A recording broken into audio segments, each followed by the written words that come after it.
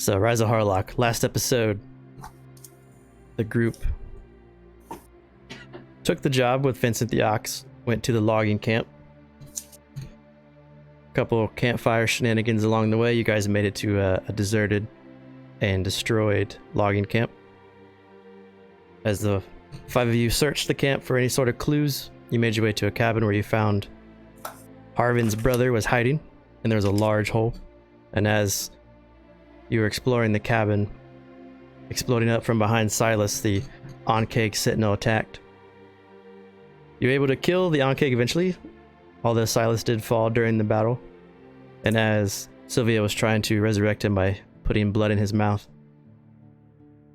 Silas fell into the void and heard the whispers of a long-lost, forgotten dark deity.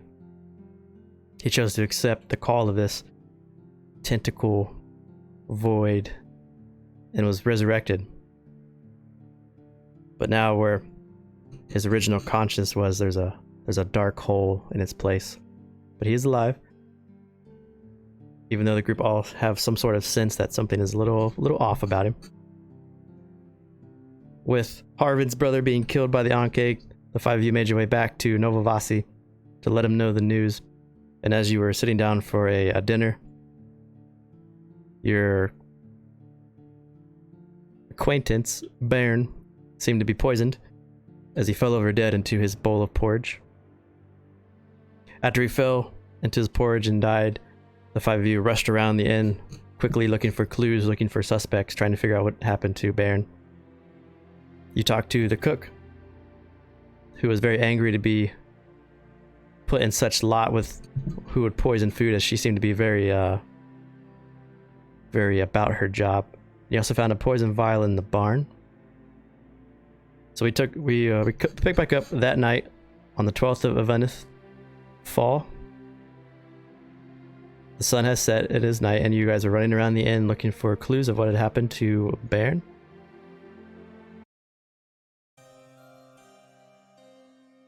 We pick back up in the Howling Hound. You were talking to Giles, who seems to be like Bairn's number 2. You were talking to Tamil the cook, the Draconic. You had heard from Giles that there was Bairn has a cart outside in the barn that he keeps a lot of belongings.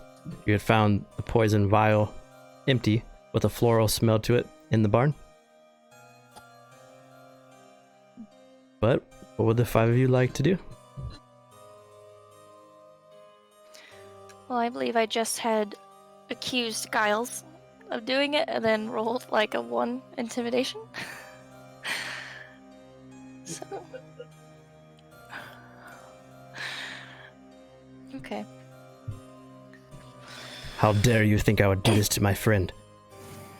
He was more than my friend. He was our leader. He was the one I could always count on. The one who had my back even when I had his. Eek would sit down.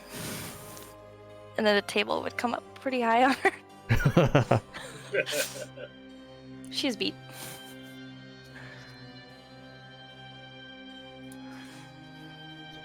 I come over and ask him if he has any idea who would do this. No, Bairn was a merchant. He got things for people that needed things. Always under the nose of the Sanguis guard here. He was a friend to the people. Could it have been the druids? She stands back up. The ones in the woods that kill people and summon monsters? Why would they kill one such as Bairn, though? She sit back down.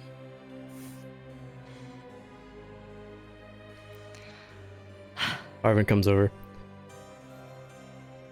Remember, we need to keep this quiet. We don't want the noblemen here to know what has happened. Wait, where's Ula? We don't know. Well, we have found a lead. Well, She did disappear after the bull was sent out. We did find that vial outside. That's suspicious. Harvin says, I just don't know if she is capable. She's so friendly and a little cowardice, maybe? I would never suspect her to hate Baron. Only cowards use poison. Grouse looks at you and nods. So we find her and we string her up. Yeah! Well, how about we make sure she's actually done it before we string her up? Yeah, we'll ask her. Yeah. Harvin says, yes, I agree with Lucan. I will take Baron, and I will take him out of the inn and take him to the barn. Try to keep him from stinking and rotting until we can figure out what to do with this body. Just don't want to attract any attention here. Harvin, do you know where Ula lives? She usually sleeps in the barn. I don't know if she has a home outside of here, but it is strange for her not to be here. She's usually here, always. Suspicious. Where would she go otherwise? I'm not sure. She stays away from the northern part of Nova Vaasi. Maybe she went to the apothecary. Maybe she went to the east side of the town. Maybe she Does she fled. have any friends that she talks about? No, only I've only heard of her talk about Tamil. She loves my good boy here, and he looks over at the blink count, and the blink count kind of looks at him. You can see the admiration in the face of the dog. She's very quiet. Can your doggy help us? Probably has a good nose. I'll walk over to the hound.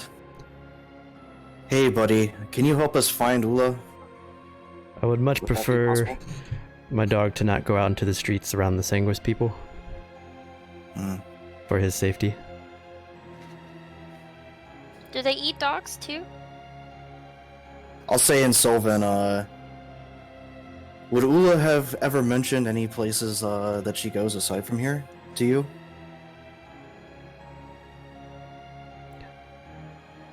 The dog says, no.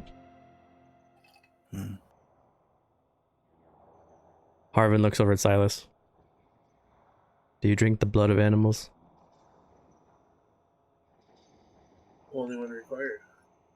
Yes, and he will stay here. He gives Silas like a cross-eyed look.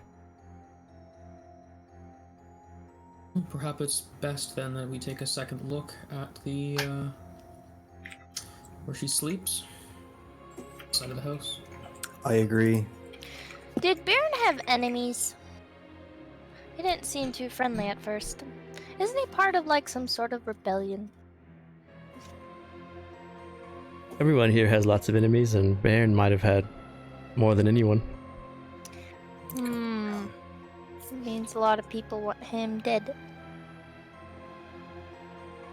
Would someone please help me carry him to the barn? I help carry him. So he takes Baron by the under his armpits and lifts him up, and you come around and you grab him. The two of you start to walk backwards through the kitchen, out to the barn. In the barn you see Vincent, the ox, eating some hay in the corner. It's a very small barn for the most part. There's a couple horses in here too. Some of the horses have saddle packs on them. And there's a small cart tucked away into the back. Up in the top of the barn you can see a little space, and there's some blankets and a pillow and a really small little coffer chest, which you have to go up like a flight of wooden stairs, 6-foot staircase that sits against the top of the barn here. Can I investigate or like look around to see if I can find like any papers up there? Yeah, you want to go up to the top part? Yeah. Okay, you give investigation. Can I try to see if anything was done hastily, like in a hurry, like she needed to leave hurriedly. Like you're looking for like tracks or if anything Yeah, is like thrown out of yeah, place. like scattered things. There was like, why is that twig broken? You know. Yeah, I can Uh, help her with that. Go ahead. Sweet. Can I use my thieves' tools to pick lock the coffer if it's locked? So give me investigation with advantage since Luke is helping Ikanik. Okay. Yuska, the coffer, as you grab the little coffer from the top. It's a very small space, so you're like half confined and you're like you have to bend over and move some hay aside. Besides the blanket and the pillow, there's a couple gnomish sized clothes, trousers. There's a very nice dress that looks to have been tucked in the back. The coffer is locked. With the 22, there's a lot of footprints that lead in and out of the front of the barn. Okay. Nothing that looks like she hastily ran out the front. Okay. With when you go towards the front of the barn, the floral smell that you smelled in the vial is a little bit stronger, and you can see a little bit of it has spilled onto the front latch of this large double door barn. But She went this way. because you're a ranger. Do I get a tracker? She's not a favorite enemy. You do see little footprints leave through the front, not hastily, but you can see that they left through the front, and it looks like little footprints, like feminine or like child. could be a human child, it could be a gnome, Oh. but it looks like they went out and then they went and left, which would take you east onto the cobble streets. And as you look around outside this open barn, a couple people walk by and they look over. Humans, kind of curious about what's happening. And then you see them, they look back at each other, and then they start to jog a little bit forward. And behind them, you can see a guard kind of walk past. Yeah, I'm not leaving her alone. She's too tiny. I would, if I don't see anything, like paper, like anything that would look suspicious or something like readable, I would go back and watch Ikanik. The only thing you found up there that gave you any pause was the locked little coffer box. Okay. Can I pick lock the coffer? Coffer. Yeah, do you show it to him? Or do you just kind of look at it and put it back? When you're up there looking through her belongings? I would have just put it back. Okay. So you don't know it's there? I found footprints, and the smell of the floral poison is on the door. So if this helps. Barn. Upstairs area. Front doors. This is so nice. Cart. Oh, I totally thought that was on the other side. And Vincent. It's on the left side. There's just more space on this part. So this is kind of what the barn looks like. I mean, I would have left it up there, but if you ask, I would have told you what I would have saw up there. So Yeah, I would have asked. okay. Such metagaming. Much wow. No, I thought that he Sure. would've No, said it's fine. he- I don't need excuses. When I It's helped bring Baron in the barn. It's fine. When you and Harvin brought Baron in the barn, he put him in this small wagon. And then he covered the wagon with a couple large animal hides and furs. Oh, So Baron is in this thing now. So Baron's in there. Do I see anything on the doorknob? Or the door? Is it just the smell, or can I see liquid? With 22, you can make out a very faint. You know when you spill something and then it dries on wood, and you can see Yeah. that it's not Like wet, a but you can see residue? the residue. Yeah. Okay, okay.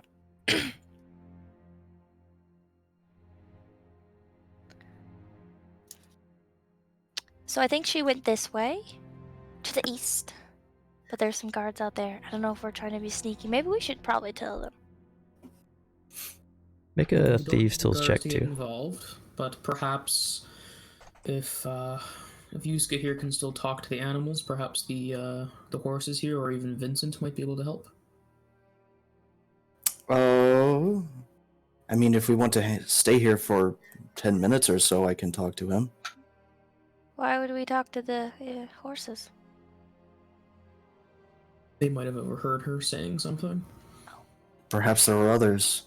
What if horses can't understand us, though?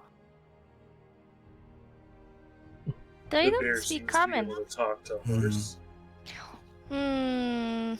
Besides, we don't even know if it was the gnome that did it. Perhaps she saw them and they just kidnapped her. Well, it could be human child footprints. They're pretty small. They're actually pretty normal for me, but I'm probably gonna regret doing this, but instead of ritual casting, Yusuke will just, tap his staff, make a couple hand motions, just mutter to himself a little bit. ooh, Okay. So as you cast Speak with Animals, Sylvia, make a dex saving throw. Saving throw. no one is. I okay. feel like Sylvia's just in the back corner. We're all having this conversation away from him. He's just getting himself Okay. killed. So as you guys were doing this, Sylvia was picking the lockbox. As he picks it and opens it, a dart shoots out. And you duck and you shoot out, and you move out of the way, almost Matrix style, and it flings out and sticks into the wall behind you. And you see a little green residue leak off of the needle of the dart. Did we notice it? Dang, okay. Yeah, it was ting! And you saw him duck back oh! And then the lockbox is open. What are you doing, Sylvia? Checking this lockbox that was obviously booby trapped, so I think Eula has something to do with this. Who? So I'm Evie gonna would go up to the dart. check the contents of the box. So in the box, it looks to be, as you kind of flip through it, it's a small journal. And as you flip through it, a lot of it looks to be old ledgers from Bairn. He's kept a list of all the stuff he's done over the years. And you can, as you go really quickly through it, he spent 20 years going up north to Lamas. He did some trading with the Salines at Sleet's Landing.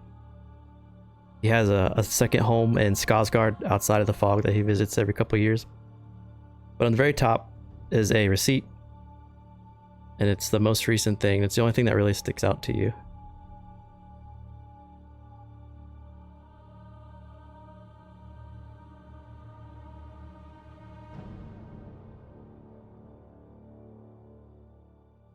Yeah, it's a vampire killing pack right there. That's what it is. And how would you know that? Oh, that was Laura talking. Oh, okay. Yeah, Ike's looking at the door. The dart. Sorry. Well, while he's doing that, I'll go up to Vincent. Hey, friend. You're back. And I'll pull out a ration for him. He starts to eat out your hand. What are your rations made of? They're just like the base rations. Obvious. I thought base rations were like jerky. Up to the person. I mean, Yeah, it is, it is. A bunch of nuts and granola. I think it's just pretty funny feeding jerky to It people. would probably be more like nuts and granola, if anything. Was Ula or any of her friends here just not too long ago? Who's Ula? The one of the short ones that occasionally comes in here to take care of you. Yeah, she was here earlier. Was she by herself? No, you were there. Oh, I'm talking just not that long ago.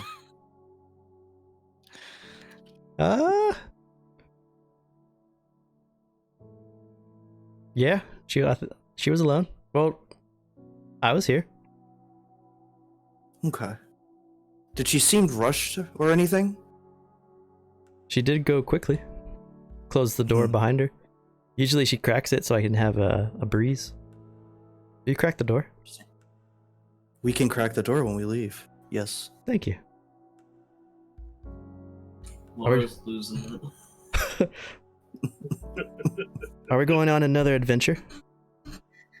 He's so cute. Maybe not quite yet. With his music, it sounds like he's gonna die. Well, from this vantage point, the dart would have hit here.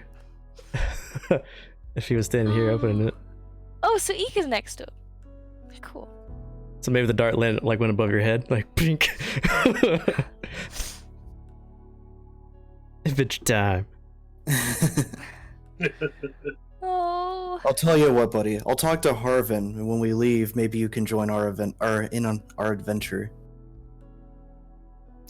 I would like that. I love Vincent so much. It's favorite NPC. I'll give him a couple scratches and walk over to whoever else is in there. I don't think Ula was alone. Or I think Ula was alone, but she was in a hurry. Eek's gonna take the dart that shot into the wall and take it out and then touch the poison with her feather finger. Make a con save. I thought you would have to What were you ingest it. expecting? I thought you would have to ingest it or get cut with it or something. Oh, Rip. It stings a bit, but it doesn't hurt. It just there's like a slight little sting, and you see the tip of it turns a little red. Just wipes it off on the hay. Acid. It doesn't smell floral though. No. This isn't what was used to kill Baron. She wipes No, it that off. was definitely not used. She'll take the dart, wrap it up in like a little cloth, and stick it in her backpack. I'm pretty sure that was Baron's coffer, so I don't think that would have been used to kill him. Why did she have Baron's copper? Isn't that where she sleeps? Yeah. I don't know why she had it. Well, what was in there? A list of items and some ledgers. What does it say? Show them what it says. It's in the handouts that Bruce just. You would I know know. some of these. I do know those berries. So you would know nightshade berries. They're pretty common around this place. They are light blue and purple berries. They're usually found in like large clusters on the sides of the forests, and they have a very floral smell to them. And they're something that most animals and someone like Yusuke would pick, and it's a very delicious, sweet and tangy berry that is highly nutritious. You would know Drake. Would you know Drake's flower? Make a nature check.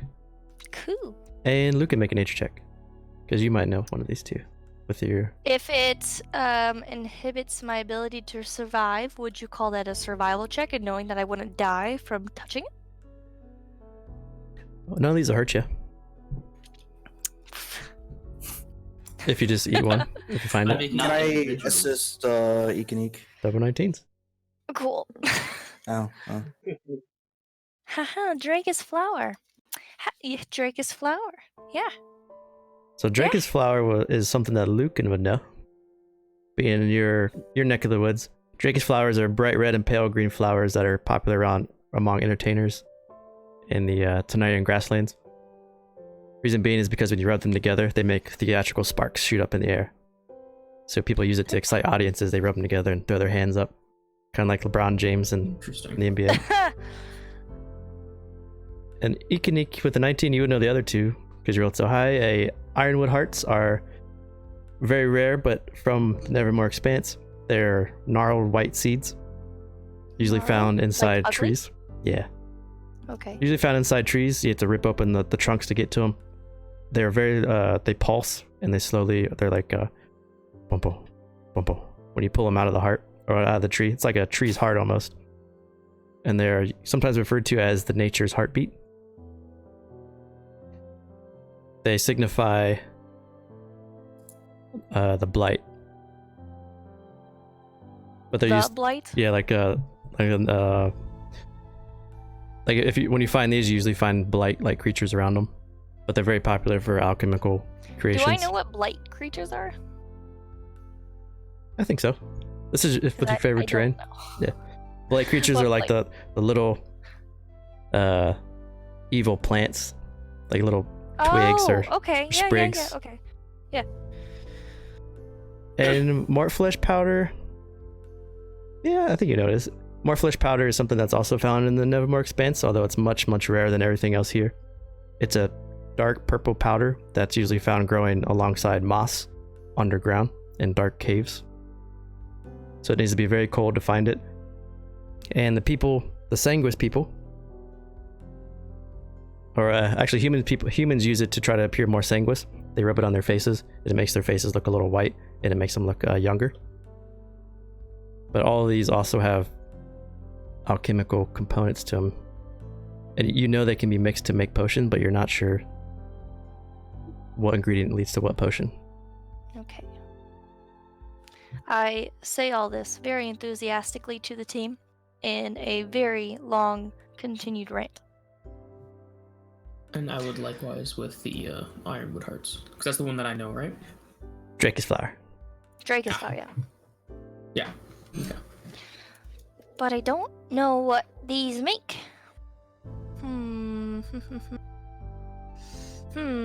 She'll like take the list from the ledger. She'll like rip the page out. Start walking with it. Okay.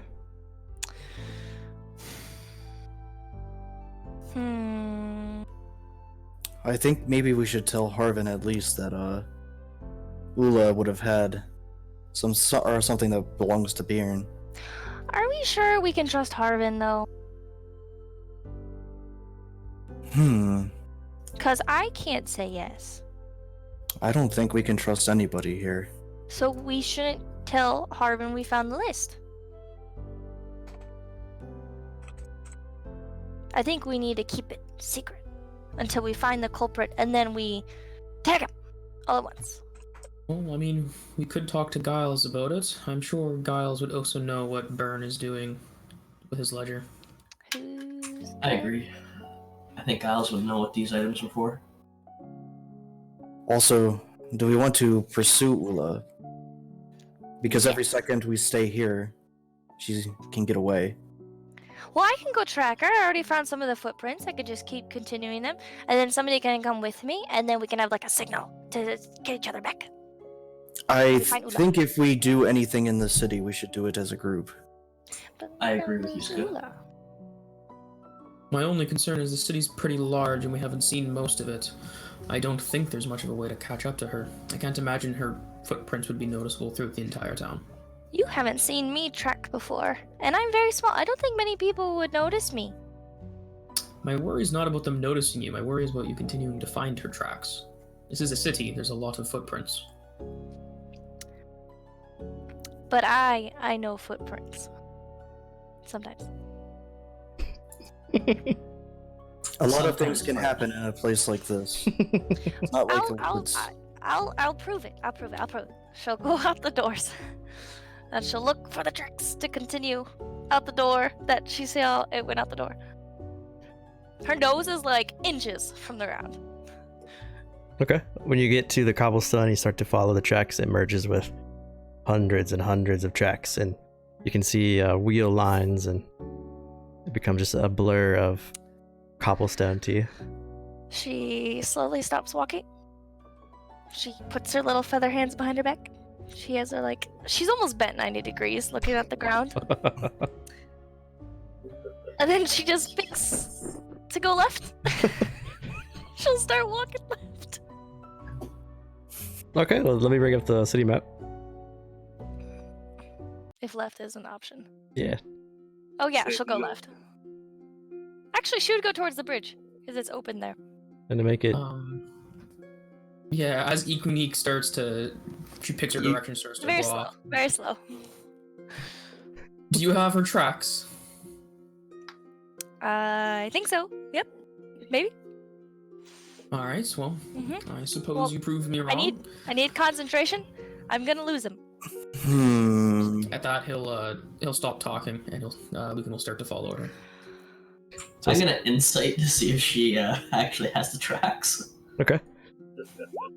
And something to keep in mind is it is late at night now and it's dark, so you're going off of just some Dark vision. some lamp lights that are Shitty randomly ass. placed in dark vision. Yeah.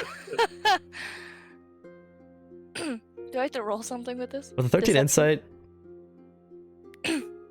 she's very confident in herself. Alright. In herself. Alright, I'll follow her. I take a big whiff of the air. Yuska is, knowing Ikanik, is very skeptical, and can I like roll a survival, just like following out to see if I can kind of discern any of the tracks at all, and like determine if that's actually the right path that she's going at all? I don't know. So you can't tell the right path, but you can tell she does not know because you know her so well. I don't think that's the right way, little buddy. Stand up. Oh! This way. You're right. Then she turned in like a little circle. She'd keep looking at the ground. At that, Lucan's gonna turn around. He's like, well, I'm gonna go talk to Giles. Perhaps he'll know more. I lost it. Back inside the Howling Hounds. So Lucan goes back inside. The rest of you want to go inside, or you want to go around the city? I'll go inside once we realize that she doesn't know where she's going. Okay. You could follow Yuska. Is Let's go. Is the eastern side of the city Sanguis?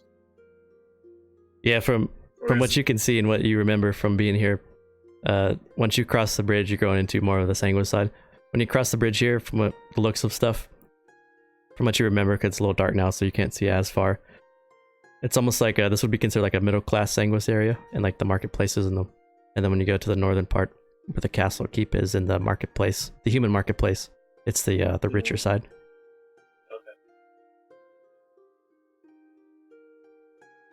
You do remember, well, from what you can see, and from what you remember, the most important thing that you would make out from this area, besides the bridge, which is the whole city right now is very bare for the most part since it is dark, and the humans tend to, and other animals, other races tend to stay away and stay inside once night falls. There is not a commotion, but there is a lot of light coming from 13. 13 is the same chapel that you saw before with the large tree in the back and the nooses hanging from the tree. You do see a lot of movement and a lot of light flickering coming from there. That doesn't necessarily mean that is where your gnome friend went to. It just means that at night there's something that goes on there. If you want to summon your horse, it's I think it's a 10-minute cast. And then you can action it in and out after you cast it.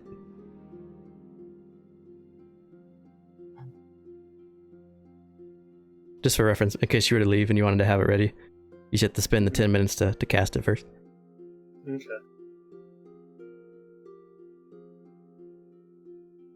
I might as well cast it now, and then I can do that. So as you guys are outside and you bend to make your way back into the inn, Silas kneels and he starts to draw this runic shape into the ground. And as he draws the runic shape, it starts to glow this really light, fluorescent bluish green. And as he's doing it, his eyes just glow the same color as the rune, the same bluish green color as he makes his markings. He's doing this for 10 minutes in the street? Hmm?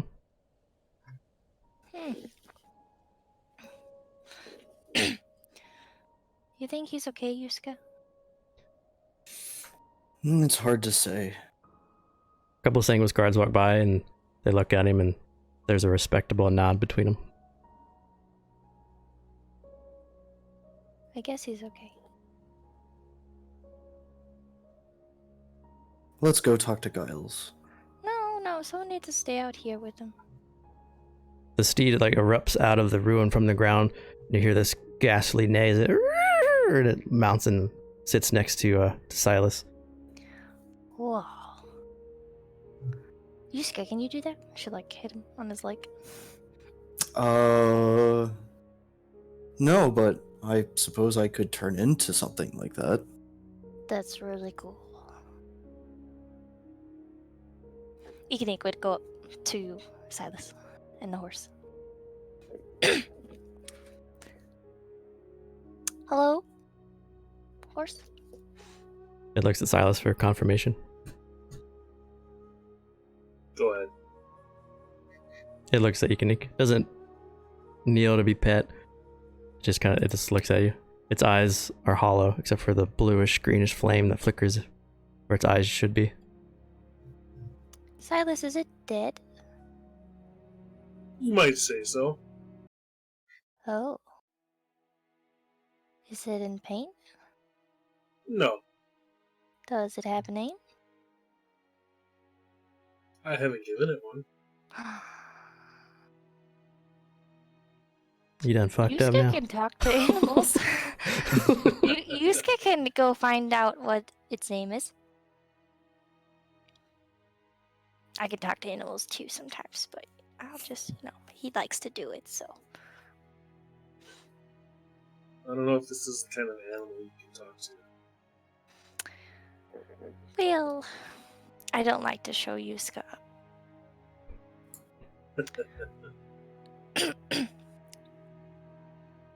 Says the one who grabbed a drink at the bar without the bear knowing. Well, your horse is dead, so. She'd walk away. Oh, the music's really loud. Is it? Gotcha. Okay. Yeah, it's gonna look. She'd walk up to Yusuke, say, he wants you to talk to his horse sometime to find out its name. Just kidding, I said that. Don't tell him. I really want to know its name. I'm a little afraid of the horse. It's dead.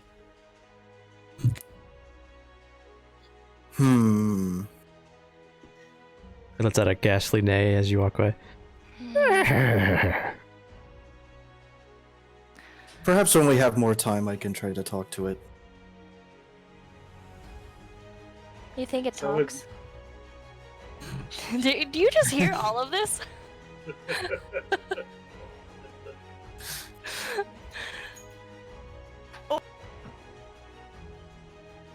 Yeah, if you didn't go very far, you can hear you. If you're just outside the barn.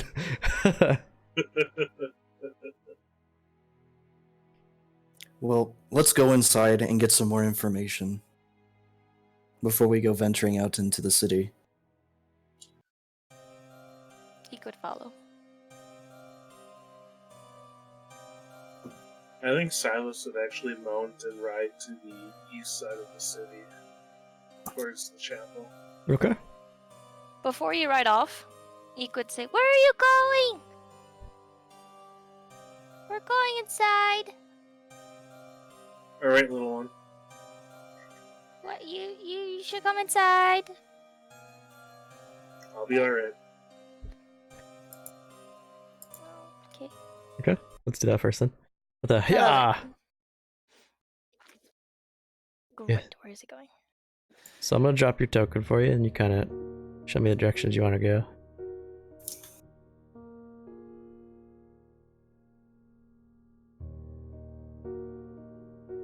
Probably right across this bridge here, cut through the frontage here.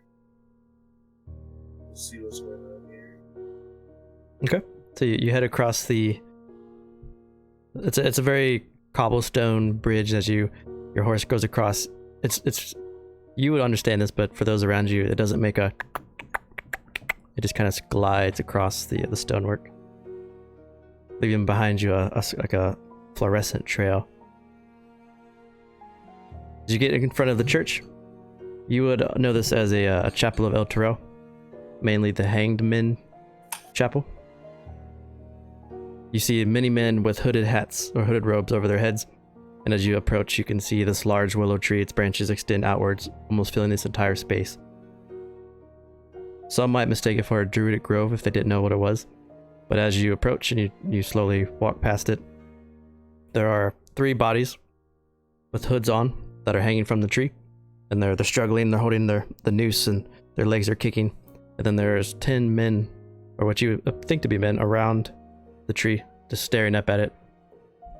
All of them hold their own noose in their hand as they watch. Are they all human size hanging from the tree? Yeah.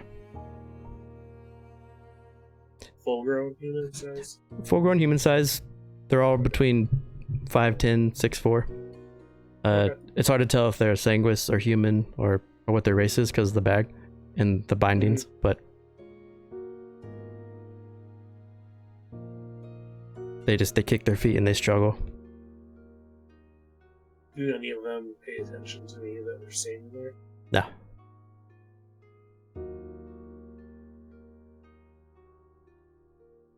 To your closer towards the docks here, you get a look down the coastline, the man-made coastline, and it is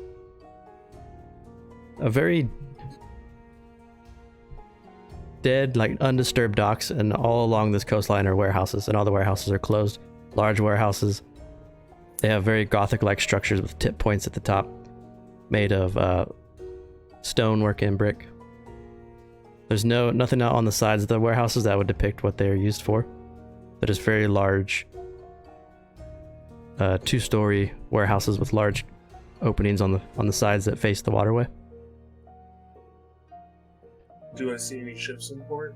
A couple ships in port, mainly small vessels, which could take like 5 or 6 people crews. There's one very large ship. There's a large galley, and you can see some lights in the galley as the people are on the ship.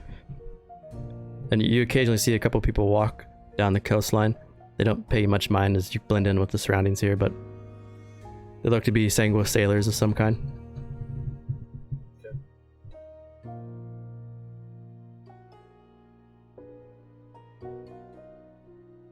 Behind you, you hear tsh, tsh, tsh, and the 3 bodies hanging from the tree fall as they've been cut down and they lay on the ground unmoving.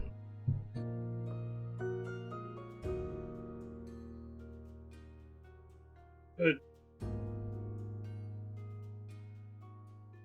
Sit and watch to see what they do with the bodies.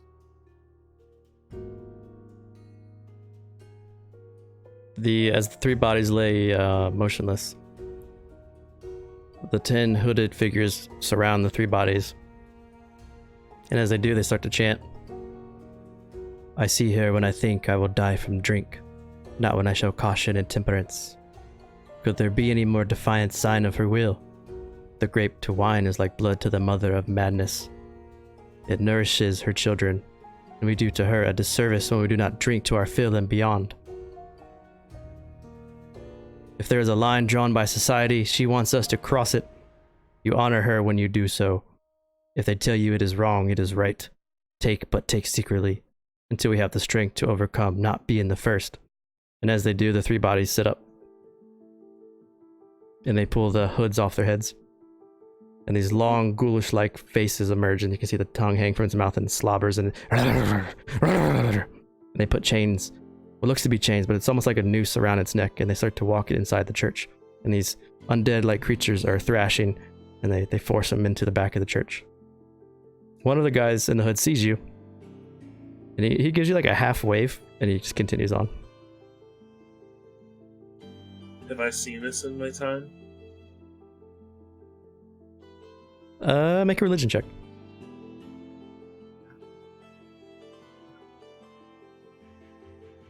You would have seen it, but let's see if you understand what it means. 7. A lot of El Terrell churches, Sanguis churches, some of the Sanguis believe that if they let their bodies turn into creatures more like the demons from below, it puts them closer and it shows their strength. So they willingly take this process. Okay.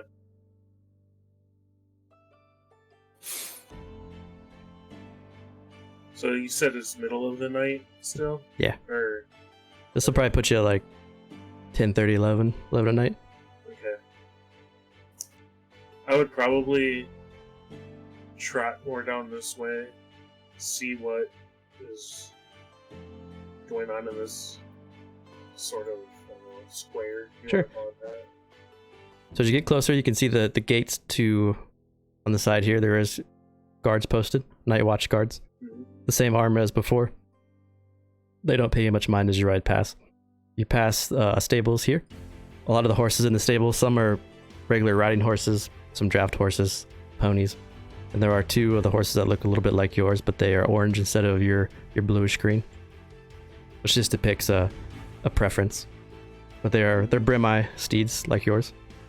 Across from you is an inn. On the front of the inn it says the Tumbling Giant. pretty quiet for the most part. The front doors have this scarlet felt on the front of it. The windows are boarded, but the inn sits 3 stories high instead of 2. And there are lights in some of the windows, but you don't see anyone walking in or out.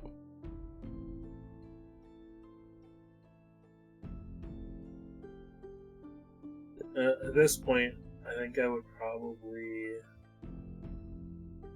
seeing him, since I've seen him down before, I would probably ride back towards the inn, towards Sylvia, just to ensure nothing else goes on. Okay. So while Silas is riding around and kind of looking at the city, the 4 of you walk back into the inn. Harvin is sitting at the table next to Giles as you walk in. Tamil is in the kitchen. If you came through the barn, Tamil's in the kitchen. She's preparing some tea. She has a distressed look on her face.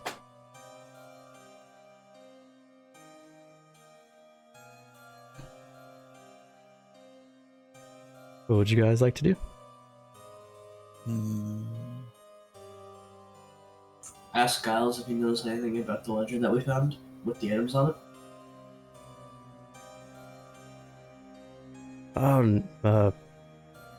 No, those seem sort of like what he would usually acquire for people.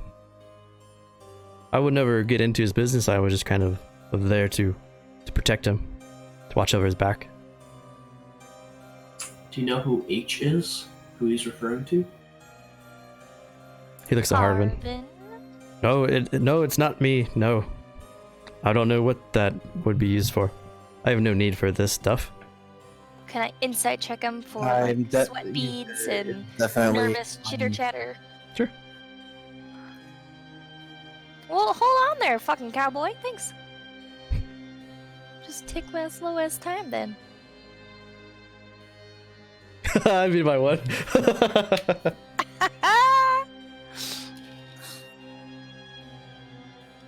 His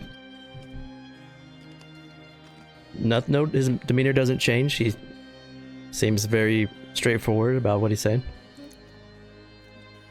I'm not an alchemist. I don't need these things. If I wanted nightshade berries, I would just go north into the forest.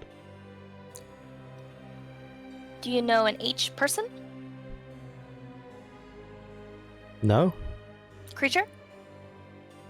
The hound? Oh. Yuska. Are you sure this isn't just one of the rebels from Raven's Roost? See, I said there was some people after him. I don't know why the rebels would want to kill someone that supplies them with goods that they need. Doesn't make sense. Perhaps his enemies. Who would know about Bjorn? Or who could know about Bjorn? Giles says, unfortunately, many of us knew what Bjorn was, and well, he did try to keep himself hidden from the noble houses and from Harlock. We knew who to go to when we needed something.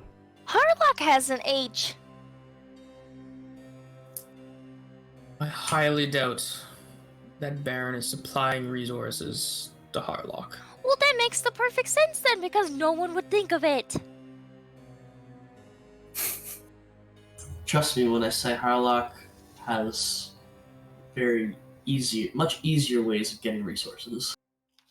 Especially resources like these, I would imagine. I don't think he'd need to get a non-sanguis to do it for him. Especially not to this one. Unless he's trying to... What is it when you plant evidence on somebody? Frame! Unless he's looking to frame someone. Who's looking to frame who, sorry? I don't know. Are we still talking about Harlock? I'm out of ideas now.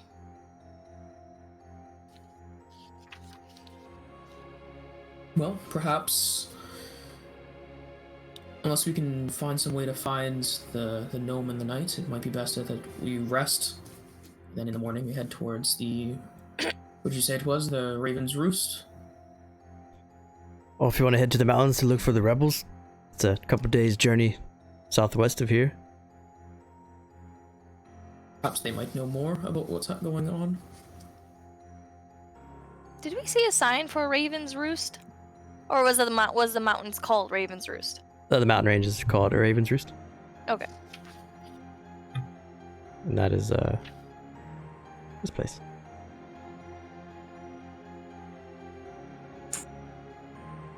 So, Baron was looking to supply stuff to the rebels. So if he was on their side, why would they want him killed? That's what I don't understand. And I didn't understand Harlock either, but apparently we're ruling that one out. I wouldn't put it past any bloodsucker. Yeah. This is Giles. Mm. Does H mean something else? Maybe it's not a name? Maybe it's a... What places around here start with H? Aside from the one we're sitting in with double H's? That's a good question. The Hound. Again. It's not the Hound, little buddy. What did you ask him? I You could, you didn't ask him. Go ask him. but I doubt Go it. ask him. Oh, he probably knows. I have a highly H is sneaky human! suspicion that the Hound is not an alchemist. Perhaps we should look for something that walks on two legs and has a Human! higher level of sentience. Human. Human. Starts with an H. Does anyone that's bigger than 4 feet tall have any ideas that they wish to share? I think we What should all places rest here. nearby, outside of the city, have the name of H, or any significant places have an H in it? There's the Highland Mountains, but those are weeks away to the north. Unlikely, then. What about closer? Perhaps insignificant places. I can't think of anything that... There's the Hanged Men Church to the east, Hmm. but that's unlikely.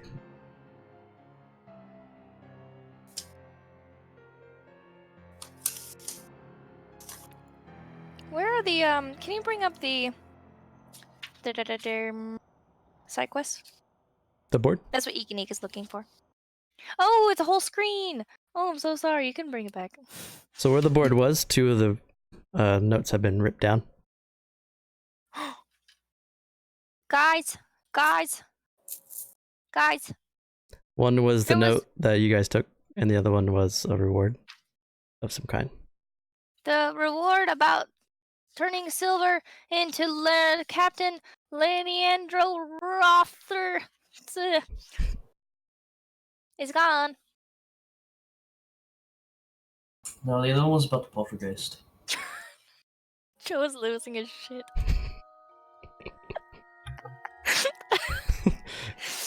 Yeah, you want to see the city map, Silas? Yeah. We must blame Lord William Friend. Okay. That's all I need to say.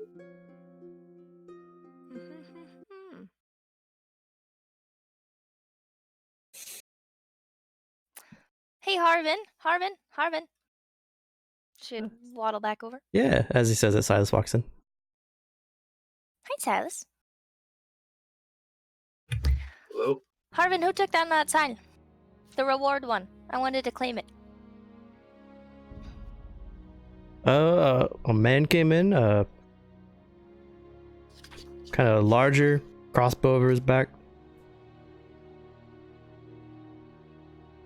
Never really seen him much, but took it for himself. Is he, Human, he has a pencil mustache with a very prominent chin.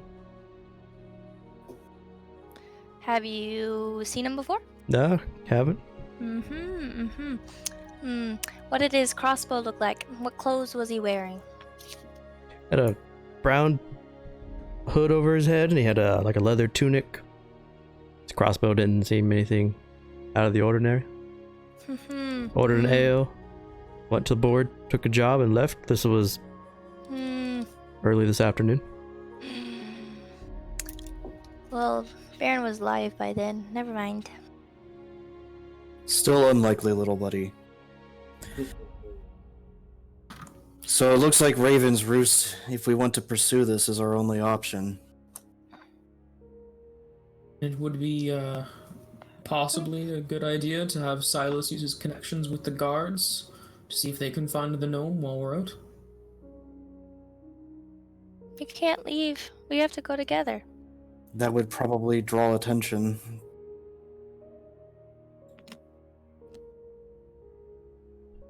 Draw Attention I'm certain our friends here would not want, so... Yeah, very true. Very well then.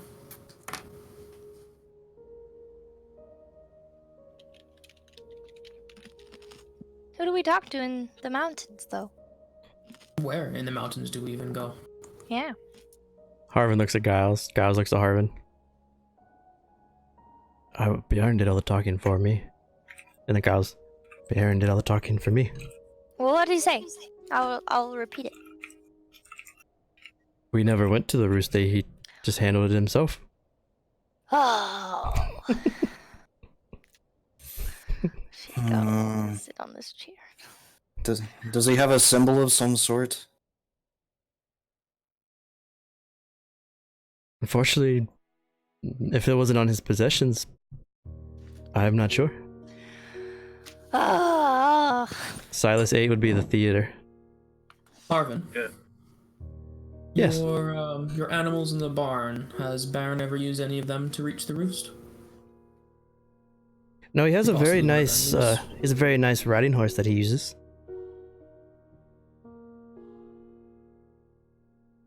Vincent is usually kept indoors with me.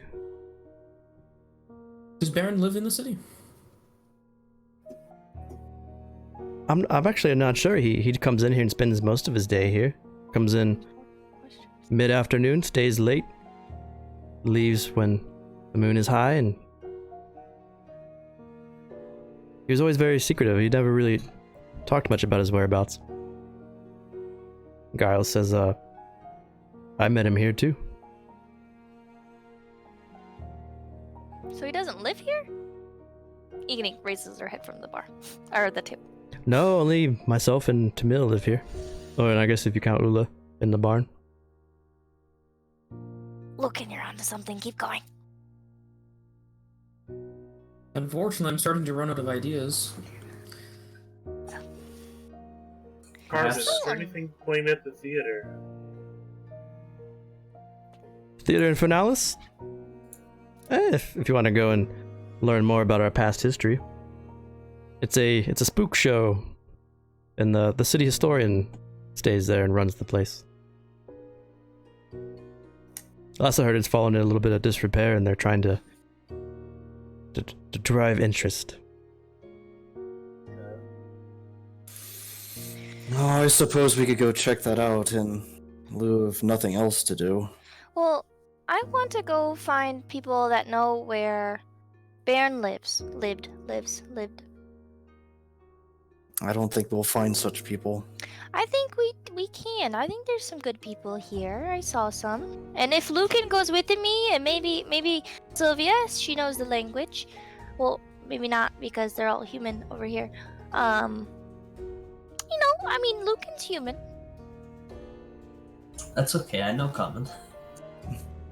But you're not human. He looks human. You look a little I like me. might and I'm not be human, human. but I still don't feel comfortable talking to each individual stranger we see. No, in hopes no. that they are part of the resistance. We would find someone as that much as I'd looks love like to discuss with them. Baron. People who look alike usually talk to each other. I also know how to speak Dwarvish. Yeah, so Luca Oh. looks like a I dwarf. too can speak Dwarvish, so perhaps that might be an idea. Oh, yeah, let's go. And then you, Scat, and maybe Silas and Giles can go to the theater. Hold on. How about before we start just talking to every single dwarf? Giles, Harvin, is there anyone else that Baron regularly talks to, apart from the two of you? he speaks to people in other ends, and people come and go from this end, and they would give him bags, and he would give them pieces of parchment. I wasn't sure how he ran his business, but he would just sit here by the fire and eat and drink, and people would come. They'd hand him a satchel or a sack of some sort, and he would hand them a piece of paper.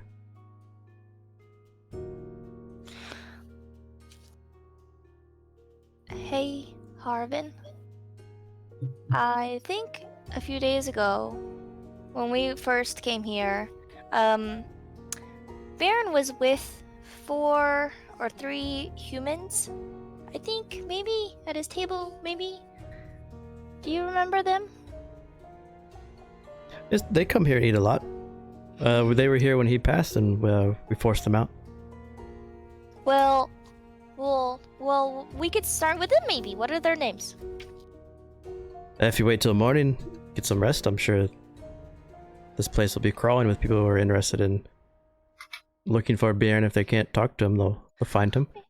But we can't sneak around at night. I mean, in the morning. We don't need to sneak around. Most of them come to him, don't they? Yes, he would He just... spends most of his time at this table. What if one of us pretends to be Baron, and we trick the bad person and act like he's still alive, so that they come back to try to finish the job, and we kill him? Who here looks like a dwarf little bird? Well, I will volunteer if I have to. You're not gonna pass off as a dwarf, little buddy. Well, I need a little more hair, maybe. Well, there's not much I can do, but I could create a still image of him.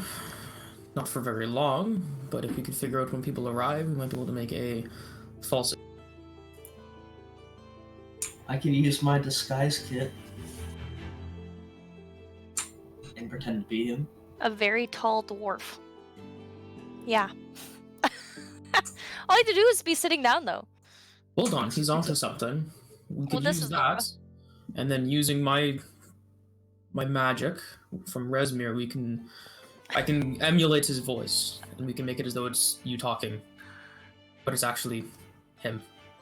Well, Giles could stay with me, and he could do a little talking. No, but Yeah. even if one of them hears Baron's loud voice, it might give the impression that he's still alive instead of someone just faking it, and we might be able That's to get the killer back. Great plan. That's fair. We have to spread the news that he's alive, though. Why spread news when he is alive? Because maybe the bad people think he's dead, so we gotta say that he's alive so the bad people think he's alive. We don't know who thinks he's dead. We don't know anything about Ule. So we tell them all. We Or pretend you like say he never nothing. died.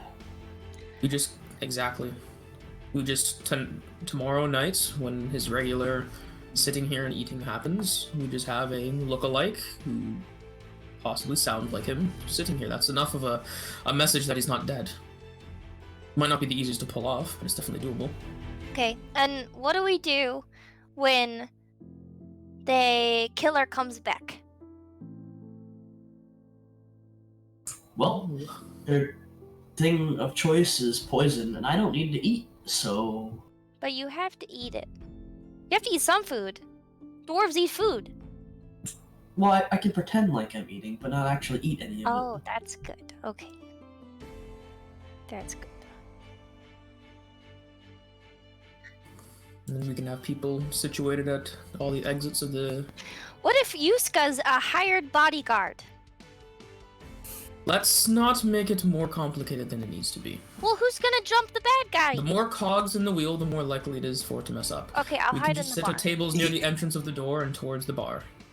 We need to find information first. We don't know anything about this place or these people. Well, we still need to have the impression that Baron is still alive. Perhaps while we gather information, we could have Giles saying that Baron's on an unexpected trip and will be back in a couple days. That might give us some time to learn more about what's going on. Do whatever is needed. What would we do in a couple days? gather That's more the information. Find No. Ula. No one's gonna believe him unless they see, like, Baron walking around. You can try Well, and if find they say Ula. Baron is on a... If he's out on business, Hmm.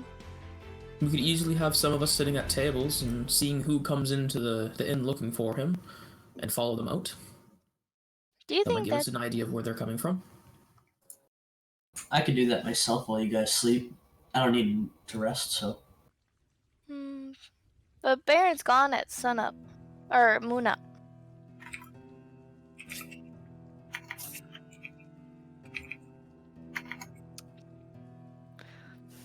Yeah, you do, Silas. okay. If people come into the bar wanting to find Baron, they don't know that he's dead. Correct. But we want to find the person who killed him. So Giles could sit in for him tonight, and when they come in, he could tell them that he's left. Okay, and then what? Tomorrow morning, we look for more clues.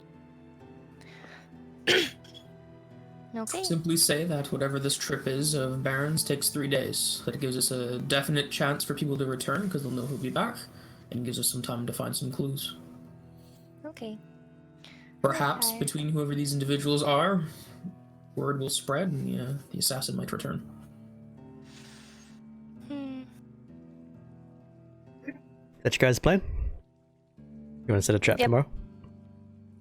All right, so Kind of.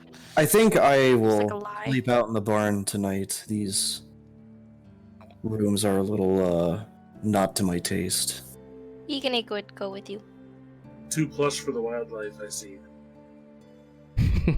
2+ for the wildlife? Plush. Oh. so Yiska and Ikanik, you guys sleeping in the barn with Vincent and the dead Baron? Yeah. Can I sleep on Vincent?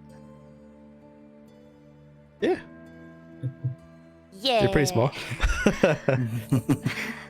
It's gonna be great. She'll fall off in the middle of the night. Sylvia, you're gonna hang out in the corner. Yep. So Lucan and Silas, you guys taking rooms upstairs, or do you want to stay I will down be here? taking second bedroom, second master bedroom again. I'll take the first bedroom. Harvey doesn't charge two of you. While you guys are sleeping, Yusuke can make perception checks with disadvantage. Oh yeah. Oh no! Oh! What did you roll? Sorry, I'm trying to get my thing up. Yusuke rolled an 8. An 8? Oof. Yup. 13. 13. Okay. Not much better. Where did your token go? Or did you? I lost Ikanik's token. Oh, there it is. About 4 o'clock in the morning, still dark outside. Yusuke's snoring. Vincent's unmoving. You sleep atop Vincent. Yep. Actually, I've fallen off by this point. I'm next to Vincent's feet. Okay. The door was slightly ajar, but you hear. And Ula pokes her head in and looks around. She sees the two of you sleeping. Janika just squinting her eyes. She slowly starts to creep inside.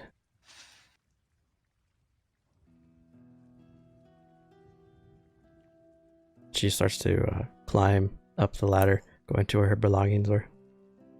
Do we both see, or do we both hear this? I'm assuming I'm. You're asleep.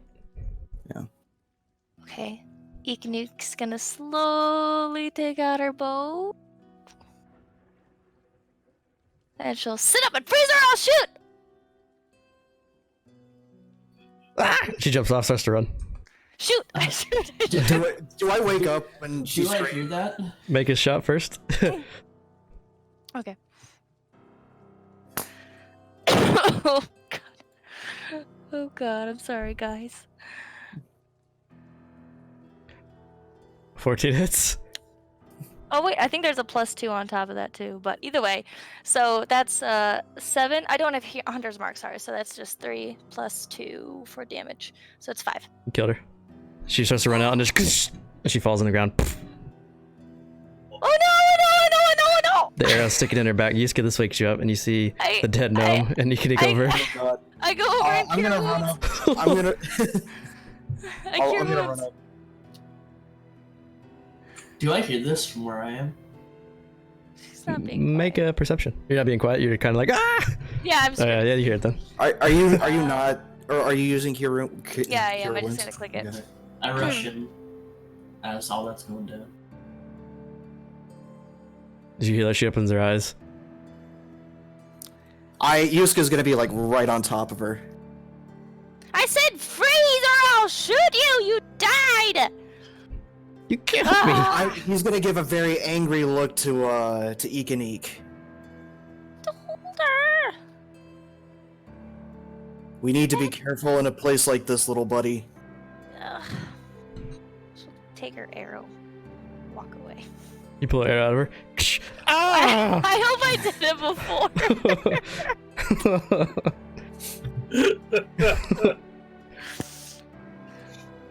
This little gnome with her hair braided and she's adolescent.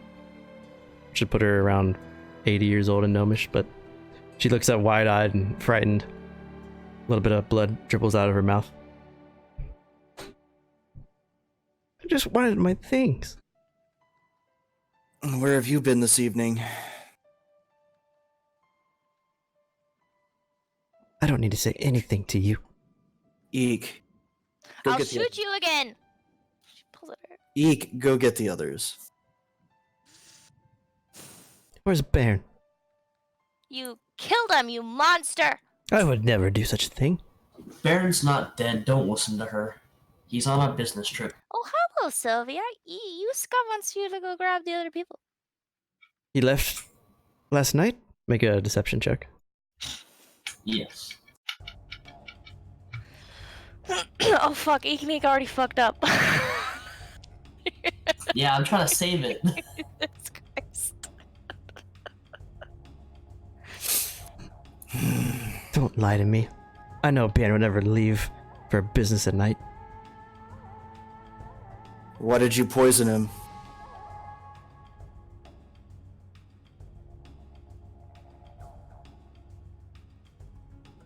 I don't know what you're talking about. I'm gonna Insight check. insight that. Yeah. She's Just, lying. like, She's lying the easily. fuck out of her. She's scared out of her mind. Scared to say anything to you guys, but you can see that she's sweating profusely and in pain. Sylvia- Sorry, go ahead. Hold on. Eek's gathering the rest of the party. I want to see if I can actually do this.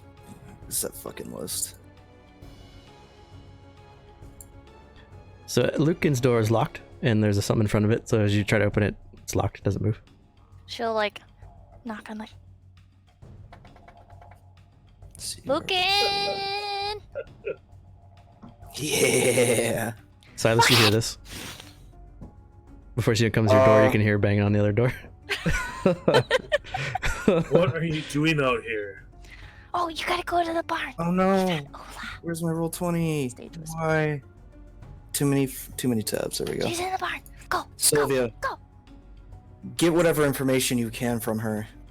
So I'll wander to the barn. So while they're doing this, I'm gonna I'll let you do the rest of the interrogation, and I will wild shape into a giant spider and just like kind of curl around her.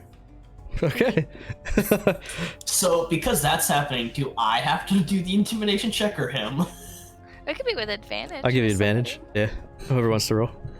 something. I have 0 charisma, so Same. You have -1. Okay. Sylvia's intimidated, and Silas just walks in, kicks open the barn. Whoosh. Ah! This poor girl's gonna die. While She I'm looks up. dead. Sanguis! I'll let him eat you. I'll let him suck all your blood. It was. You don't tell us what's happening. It wasn't and as the poison. giant spider, I will like kind of just like wrap her neck around This with my is quickly becoming thing. something just to like R-rated. drive the point home. It wasn't poison. It was supposed to be just a joke. Please. I said this joke. Why? Where's Baron? How In about the you cart. talk first? I was just supposed to put it in his bowl, and I was just supposed to make him have an upset stomach. Who gave you this? Pepto-Bismol. Hazem. Hunter, bald, crossbow on his back. Said he, The man who was in here earlier then. yeah, he said he was a friend of Baron's. They did business together. Said he wanted to repay him with a joke because it was supposed to be funny. He told me to put it in his food and to run. Because they might suspect me. No, he was right. Motherfucker. Where's Baron? Is he okay? Did he shit his pants? You could say that. Well, then why are you being so angry and mean with me? It was just a gag.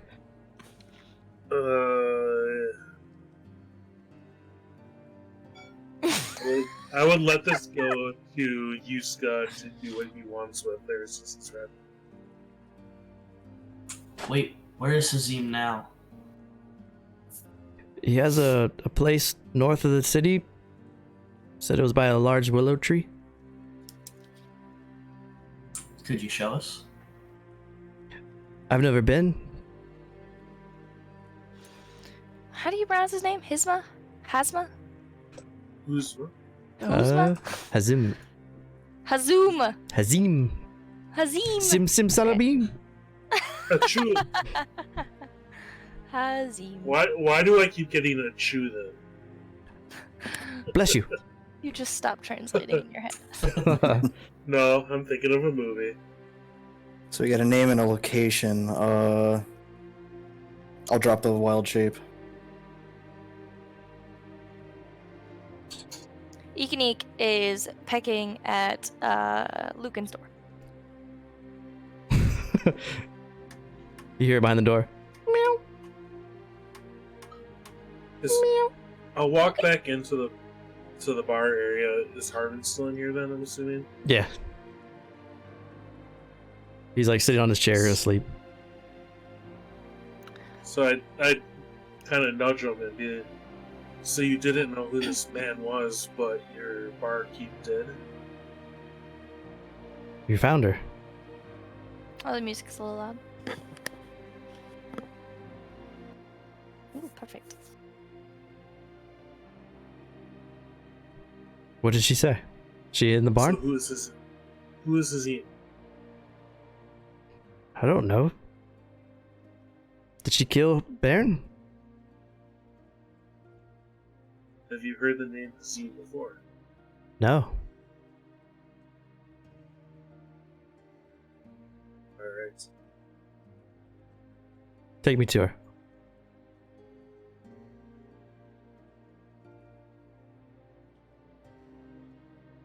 He follows you into the barn. If you want, do you want to take him there? I'll point towards the barn. Okay. As he walks past, he wakes up Giles. Giles! And Giles wipes his eyes. Oh, she's here! And he sits up really fast and rushes into the barn too.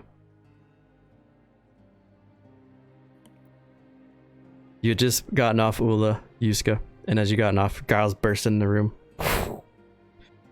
You killed him! It was you! And he pulls out a blade and he rushes at her. Hold on. I'll stop him. Make a athletics check. I just healed this woman. 20. It's pretty good. Yeah, he rushes out with his sword, tries to get at her, and you like smack him on the arm and knock his blade down, and you push him back. It was her, I know it was. She committed She it. only delivered it. She only delivered it, but this Hazim character lives to the north. I guess he was the one that took the job earlier. He is this H, I would assume. That makes her guilty. She must die. Not yet. We might be able to get more information out of her.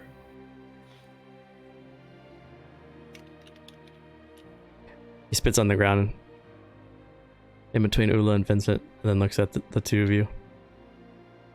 She will die after she says what she knows, and she starts to walk out of the barn.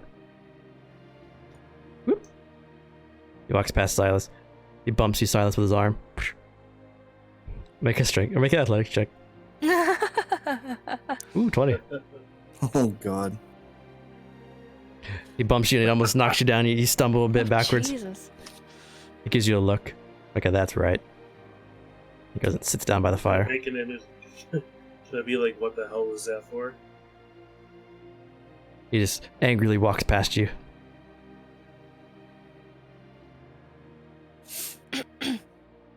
Is Lucan not waking up? Apparently not. I don't know. I'm fine with sleeping. I like sleep. She is going to bang on your door, and if you don't open, then she will stab it with a dagger. You're Yuzuka will ask Harvin if he knows about this large willow tree to the north. large willow to the north. There's an abandoned farmhouse north with willow trees. Most of the farmlands though tend to stick to the southeast and the south, but there are a couple abandoned homes from before. When the plague was here 50 years ago, that's where most of the plague was centered. Farmhouse to the north with a willow tree. And that's where the plague was centered? Yeah, there was a plague in Nova Vaasi 50 years prior. Only affected Sanguis. I don't know Plague much. is different from blight, right? Oh, sorry, I'm not there. I'm not there at all. Oh yeah.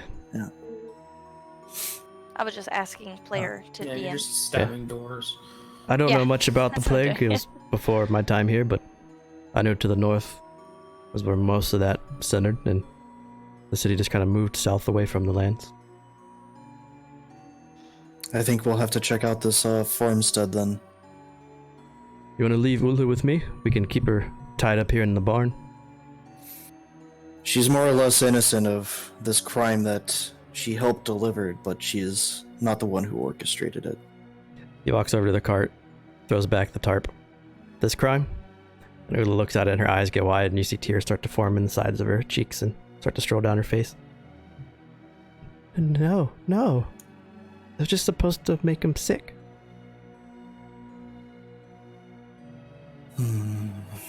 Harvin throws the tarp back over. There's rope in the back. He walks out.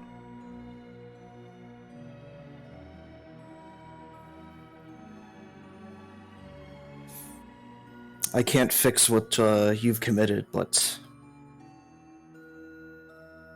perhaps if we can find Hazim, we can get you a little mercy, at least from them. She just starts to cry. About this time, in Lucan's door, a little hole emerges and Iknik sticks her face in. Like The Shining. Here's Johnny.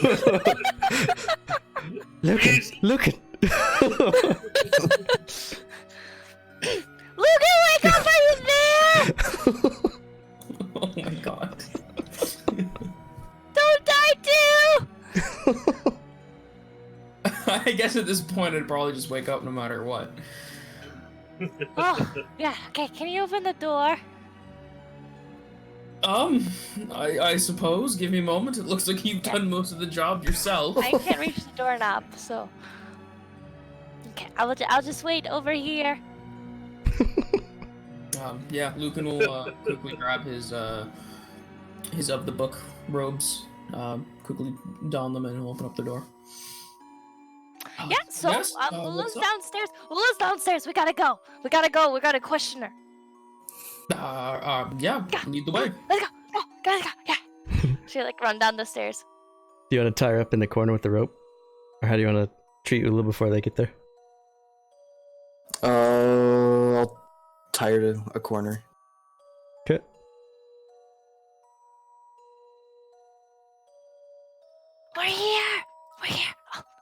Oh, she's already tied up. Okay, good. Yeah. What did you do with Bairn? We've already. she's crying uncontrollably. She just and you see the tarp has been covered loosely and just like a part of Baron's arm is hanging out of the side. Oh. See that?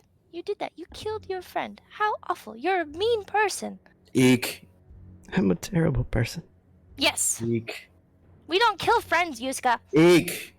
Leave her alone. Hmm. Hmm. We have to go north. Find a willow tree. The man who actually orchestrated who killed Baron is possibly there. So we know who the man was then? It wasn't Ula? No, The Some- looks of it, and the sounds of it, sounds like someone else made her do it. Some Hazim. Huh? The man who I would assume from his description was the one that took the other job board. Does Hazim have a first name that I didn't write down? You only No, said just Hazim. yeah. That's all that they said. Okay. Well, hold on. We have two options here then. We could either go to his house if he's still there, or possibly he's still doing that reward and we might be able to catch him off guard. I think he may have only came here to deliver the poison that killed Baron. Do we know Hazim? Makes a lot of sense. I mean, everything is in the city, so we could go to his place, check it out, and then if he's not there, we could go to the place where the bounty was being held. So Who's Silas goes to Giles, and does he know the name Zoom? No. Who's Is there a cat with you, Lucan? Yes, there is actually. Yeah, inside Lucan's like hoodie of his robes, there's a there's a tiny cat that has like a almost like a lion's mane around him, Like a Maine Coon? Kind of, yeah, and then the edges of his arms have like almost like feathers, so looking very similar to Resmir in a way. The odd part though is his eyes are slightly too big, almost like twice the size, and they have the same like iris and pupils as Lucan. Are they the It's same very, like, size as eerie Geeks? look. Probably a little bit bigger because I think Yeah. aren't owls a little bit beady? No, it's like 50% of their face is their eyes. Oh no, that's a great point actually. Yeah, I'd say it's about the same size, but they're not like cat eyes. They're like Lucan's eyes on That's the cat. weird. So like It's like human eyes? googly eyes Yeah, it's got like on yeah. like a painting.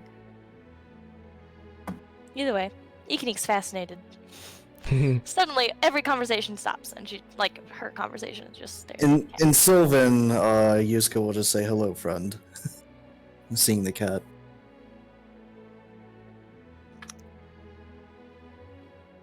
Does it know Sylvan? It doesn't do anything. It just sits on his shoulder. Yeah. Just kind of looks around the room with its big bulging eyes. Ikanik starts doing like cat moves, like It has very much the same demeanor as Lucan as they both stare at you. she's like trying to do her primal awareness. Like, Do not, don't play with him. It's a well, gift. this is what I do. Okay, no, it's fine. I do this sometimes to cats. I think they get me. It's not just a cat. It's Eek, I embodiment think of it's. Resmir himself. I think it's enough for today. We have a big day ahead of us tomorrow. And say, what time is it right now? It's going on 4:30 in the morning. I think we've spent probably 3 just- hours. God. Spending 3 hours in the game. 3 hours of Eek just shivering So sorry, nonstop. guys. What are you? What are you? What are you? So you're tying her up and going to sleep? Is that what you're doing? I'm So you gonna guys- wander back up to bed. Gotcha. Eek would ask Lucan if his cat has a name.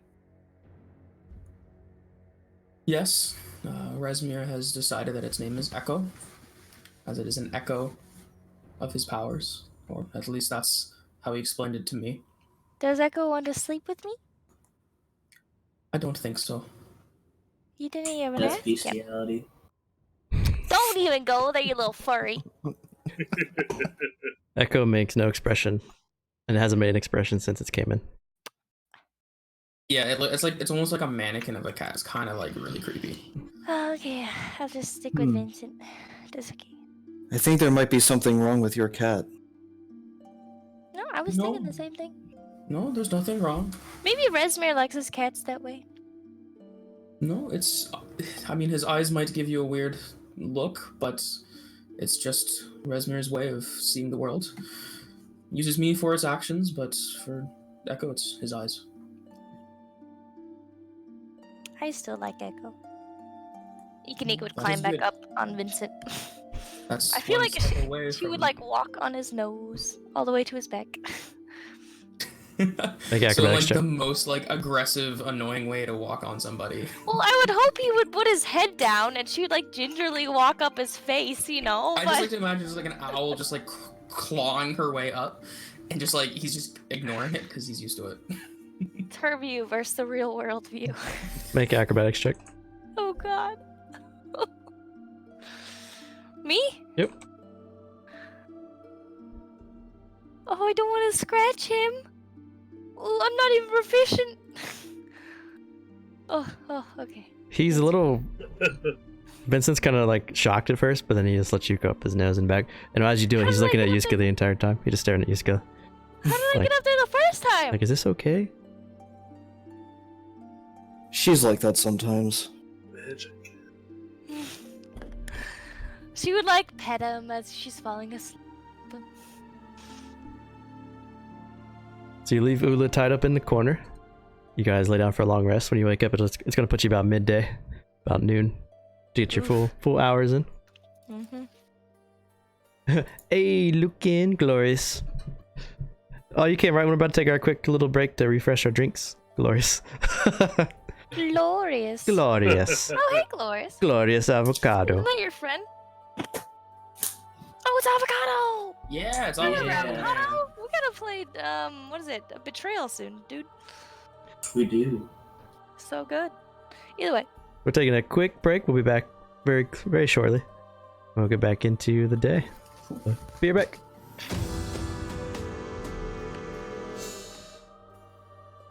Sorry, I'm gonna try to not talk as much in the show. Talk too much.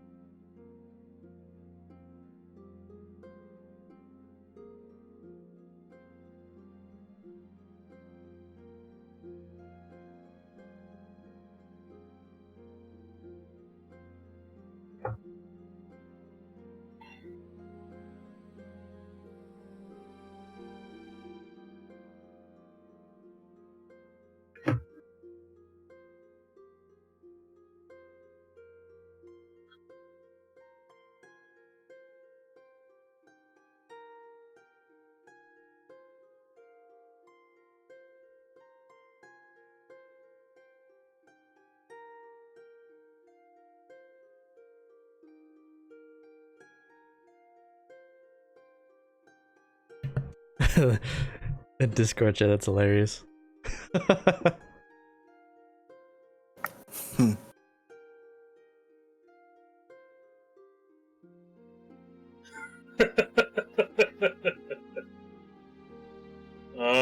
Go figures from Dust.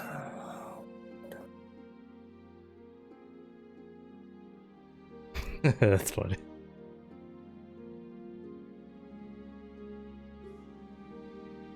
So look at that.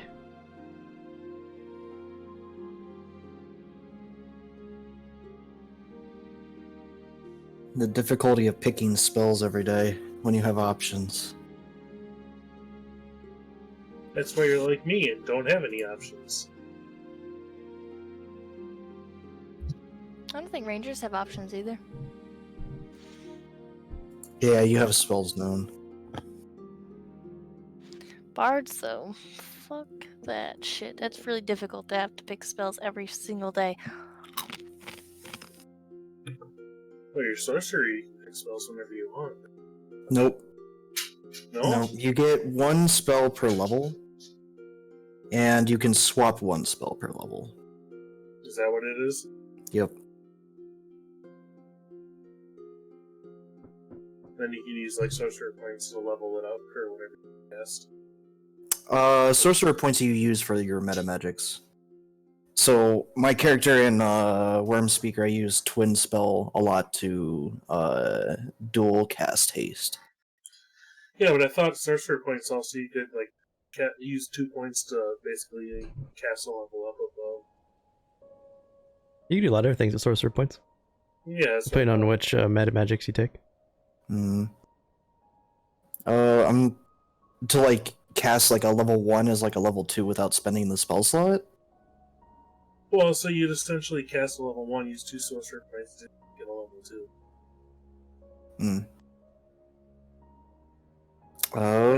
That's the whole meta between spell slots and sorcerer points.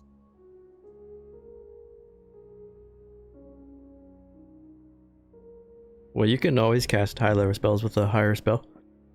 It's like you can cast the level 3 fireball level 4. You can do things like make the duration longer on spell. Mm-hmm. You can reroll dice on spell. Yeah. It's attack dice only though, isn't it? Yeah. You can get rid of your verbal and somatic with one of them. Yeah. Because I was kind of looking at that for a possible secondary, but Sorcerers are dope. Sorcerer's fun. Rizzo and his 2 spell slots. Yeah, but at level 7, they're both level 5 spell slots. Level 4? Something like that? Something like that, yeah. You cast the Elder's Blast, you like it. As well. You can't say no to the tome. Having those ritual spells makes all the difference when you only have 2 spells. Yeah. yeah. What's up, Blaine? Well, but cantrips can be Lantern's here. pretty good though. Yeah. Well, yeah, the tome also gives us an extra 3 cantrips, so I have a lot of versatility from that as well. Yeah.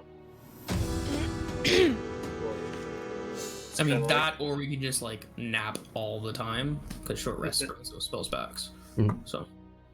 Short rest spot. Oh. You get all them invocations. Blaine back from the gym. What'd you lift? The remote. Follow those girls until they get down. 12 ounces of beers. At least gotta start with Edward 40 hands. You gotta peel all the duct tape off. Nah, man, I got second in that competition of 6 guys who were like, I did this, but I mean,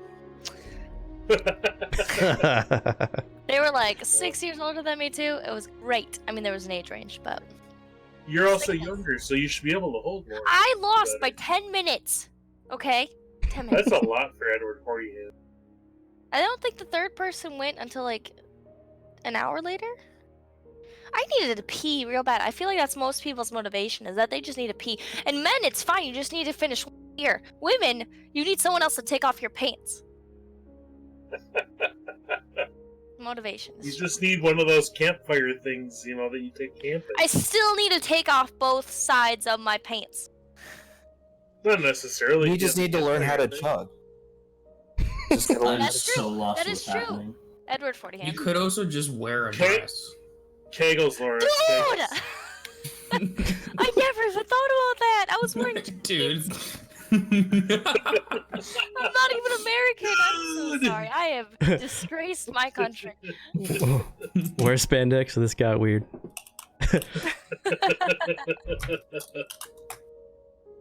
That. So you guys wake up for the next day. Midday. Unfortunately, when you rise, it's a heavy downpour outside, and the rain batters the windows and the roof.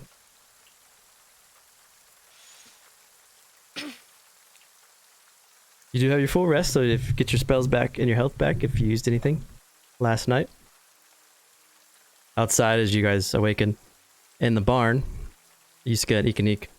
Some of the raindrops filter through the roof and fall onto your face as you're sleeping.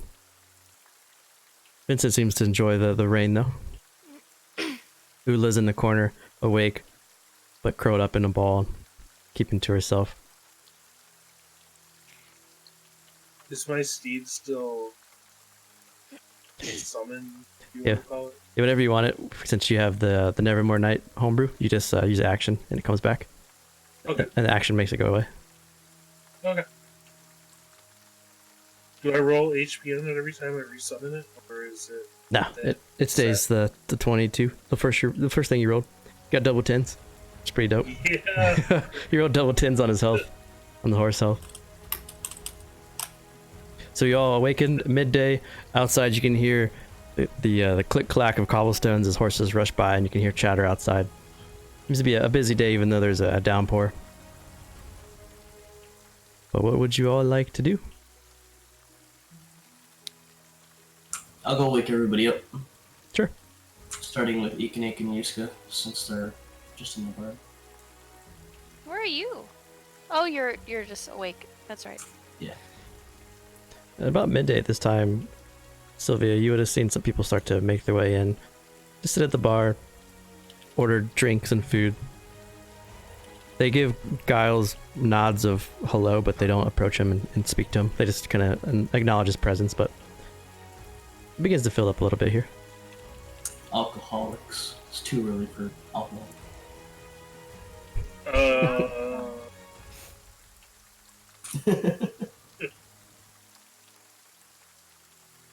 Yeah, I go wake up these two, and then once I wake them up, I go wake up the other two. You got it? When you go to wake up Lucan, there's a large hole in the middle of the door. And through that hole, you just see Echo's eyes just creepily looking at you. I just look in, and the way I wake up is, it's Johnny!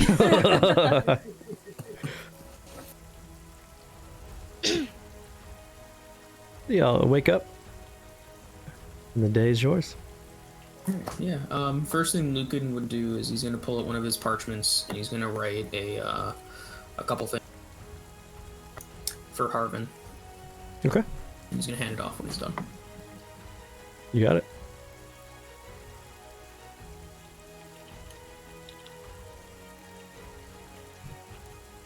What are the rest of you guys doing? Ikanik stretches, wakes up, and she'd probably make sure that Ula's knots were secure enough.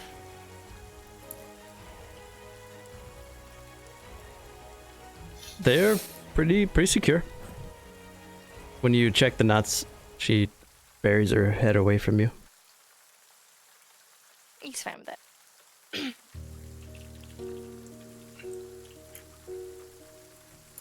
Baron's arm still hangs over the cart.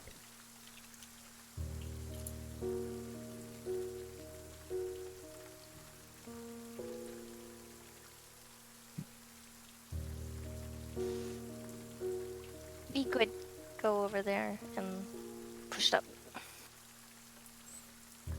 It's very stiff.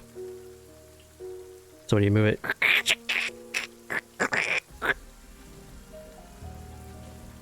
Glorious, thanks for the sub, man. Twitch Prime sub. enjoy them emotes. We got more emotes coming this week. Thanks, Glorious. Avocado. Yuska will ask Eula. He was just gonna go up and ask her a question. So, would you happen to know if there are any other druids in this town at all? You're asking Ula? Ula, yeah. She doesn't even look at you. She keeps her face buried away from you.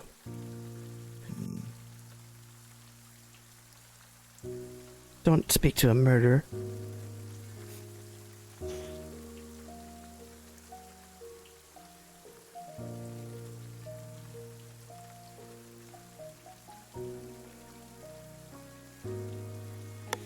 Well, Eek, let's go get the others. Silas would wander over to the bar in front of Arvin and glance around to see if any of the patrons were similar to the last 2 times he's been here. Looking around, all the patrons in the bar right now resemble the ones that were here when Baron died the night before. So you're not sure if they're here for the food and drink, or if they're here because they're curious and they're waiting to see if something happens, or if news will spread. But they're all sitting here drinking, light conversation, but for the most part their eyes are darting around the room. And when you get up and start to move, you can feel all their eyes fixate on you as you go up to the bar.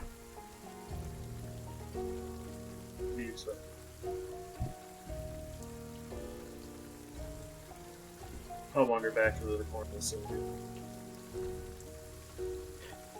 One of the people sitting at the table gets up, walks over to Giles. She looks at him. She leans forward, close to his ear, and she whispers something out of your range. She puts down a bag, makes a couple clinks of coins inside the bag, and then Giles hands her a piece of paper, and she goes and sits back down.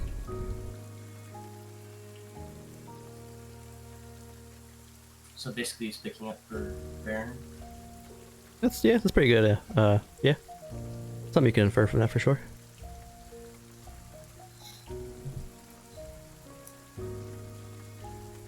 I say to Silas, is everybody else coming, or what?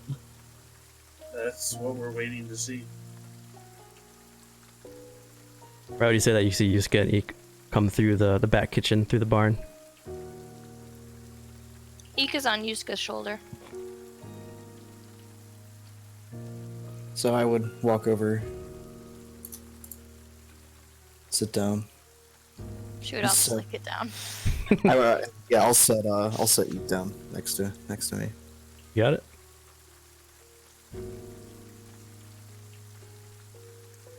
Yeah, after some time, Lucan finishes his writing and makes sure that the ink is dry, and he heads back down. Okay. You walk past and see people sitting at the bar. Much more crowded than what it was before, but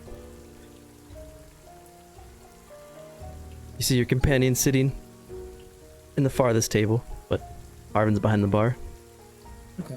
Before I reach the rest of the party, I'm gonna hand Harvin a folded note, and extend it to him and wait for him to pick it up from my hands. He leans forward as he goes to reach it. Between the two of us, Up to you. takes it The rest from of your inn might want it as well. It's not much, but I know the last day has been hard on you. You've lost some friends and some family and some workers as well, I suppose. They're not a lot, but there's some hymns from a sermon back home that will help you. It might take some time for you to properly feel Resmir's light, but once... Fuck you! You fucking prayers! Rathkin is rolling in his fucking grave right now. Prayers for your suffering. But give it some time, and once you feel Resmir empty out your sins, it will help. It will feel like a weird emptiness at first, but eventually you'll accept it for what it is, and it will help. He takes it. Thank you. It's not much, but I hope it helps. Behind the bar, the hound. Walk back. The hound starts to growl. And as you walk away, he stops growling.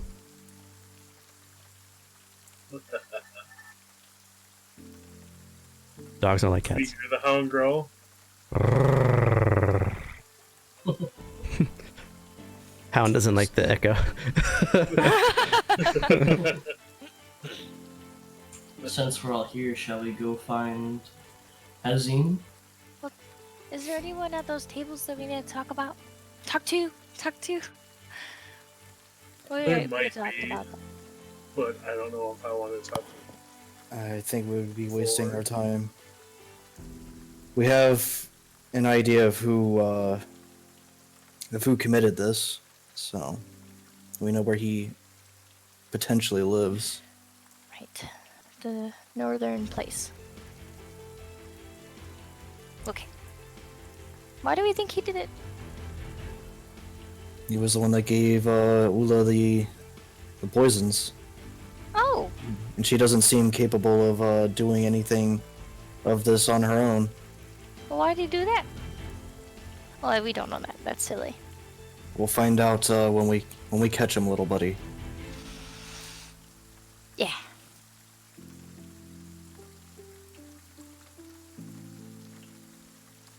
So you guys are leaving the inn, going straight north? Before I want to. So this person's the one that talked Yeah. to Giles before? She's a human woman. Just wanna- Go ahead. Okay. I just want to be like. So you had previous dealings with Giles?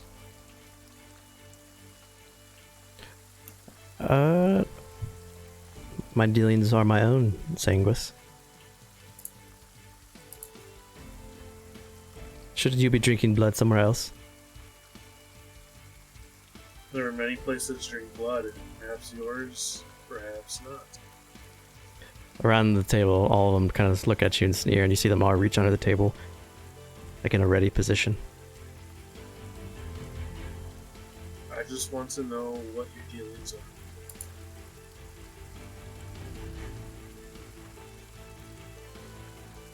That is not of your concern. And she stares at you and she glares. I'll walk over to Giles and essentially be Ula better be alive when we get back.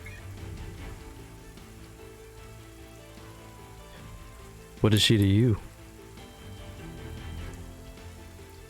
She's more than an innocent in this case, and I do not want to incriminate the incorrect person. So am I a I jailer? know you've threatened to kill her, and it would be the first on my mind if it happened to me. Make intimidation.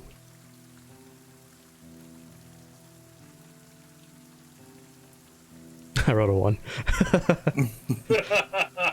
He cowers back a bit in his chair.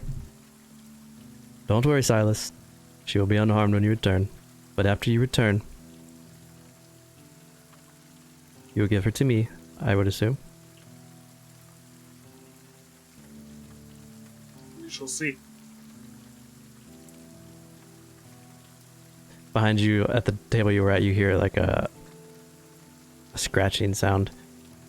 And you can see the woman you're talking to has pulled out a dagger and she's running it across the table.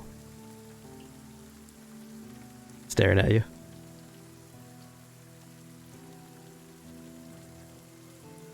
Can I see what's happening from where I am? Well, shit. I would say because you know Silas, you're kind of like at the edge and you're kind of looking over and watching. Because you know how he is. From being with him for so long. Okay, cool. While Silas is doing that, I'd be having a similar conversation with Harvin. Just be like, if you don't mind, and if it helps at all with Giles, I would like to talk to Ula when we get back. Perhaps, maybe she'll have some more information. And once we get Hazim, maybe we can get more and figure out what happened. I'll do my best to protect her. Go ahead. And I would look back at the table as I do the scratch and be like, you know what would happen to you if anything happened to myself. Revolution. It may be, but not right now. She gives you a smart-ass smirk.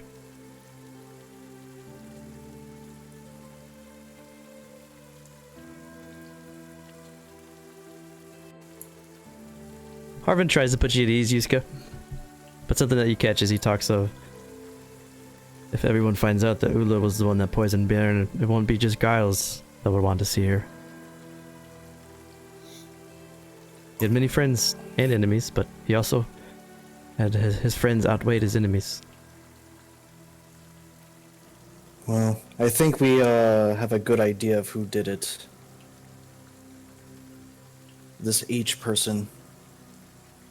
The man you saw yesterday. I would make great haste to return.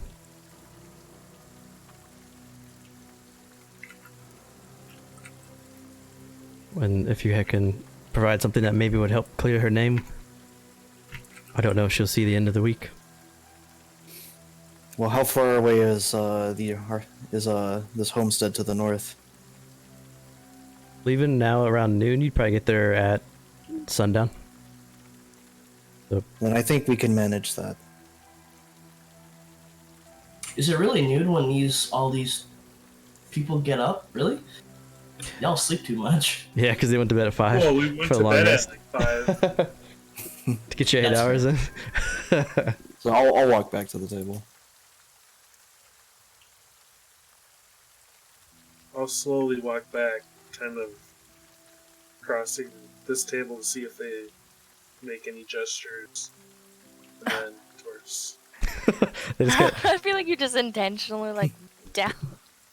you get the same treatment from both. They don't openly like try to go at you, but they just stare at you, and you can see the hatred in their eyes as they look back at you.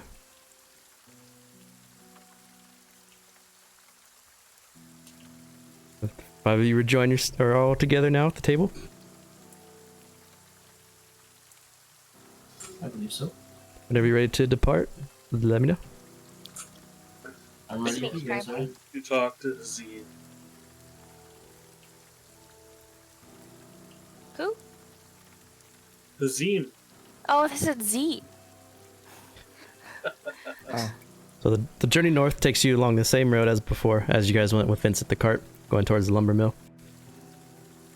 However, this time, instead of going east along the dirt road, you stay on the cobblestone road for a good 6-7 hours. Eventually, Would we have, before we start this, would we have talked to him about taking Vincent since he described it to go? oh, you want to try to take Vincent in the cart? Well, I don't know. I'm just kind of mad at you. Would we get there? Would Vincent know we had left, I guess I'm saying. Oh. Probably not. Probably not, no. Yeah. Okay. That's fine then. Why is this steed so big? Because it's They dead. got a big pony. That large mount. So as you guys are walking up there, Silas is just trotting on his steed. I feel like just a little ways out of the inn, Ikaniko would have asked about the cart. Because they left on a cart. So they're leaving again. Why don't they have a cart?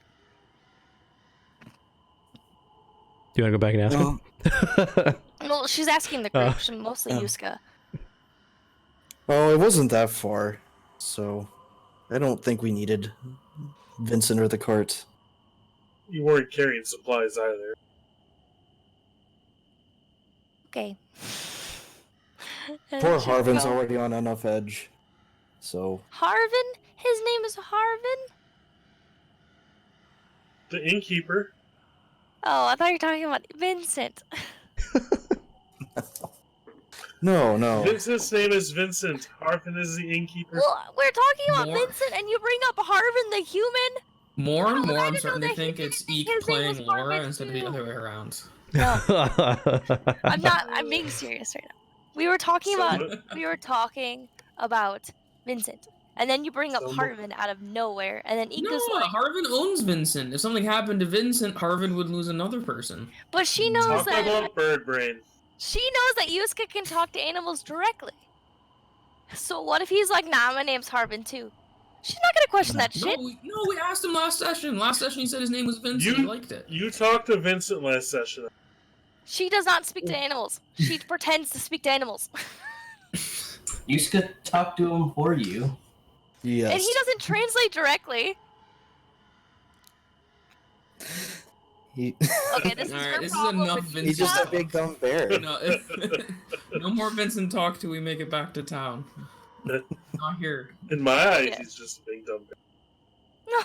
No, Ikanik would be riding on Yuska's shoulder. I mean, in your eyes, he's just delicious. So Ah. So in front of you, a huge dead willow stands out in front of the house that appears to be in serious disrepair. It might have been a two-story home at one point, but has collapsed into ruin in front of you, taking part of the first floor with it as it's caved in.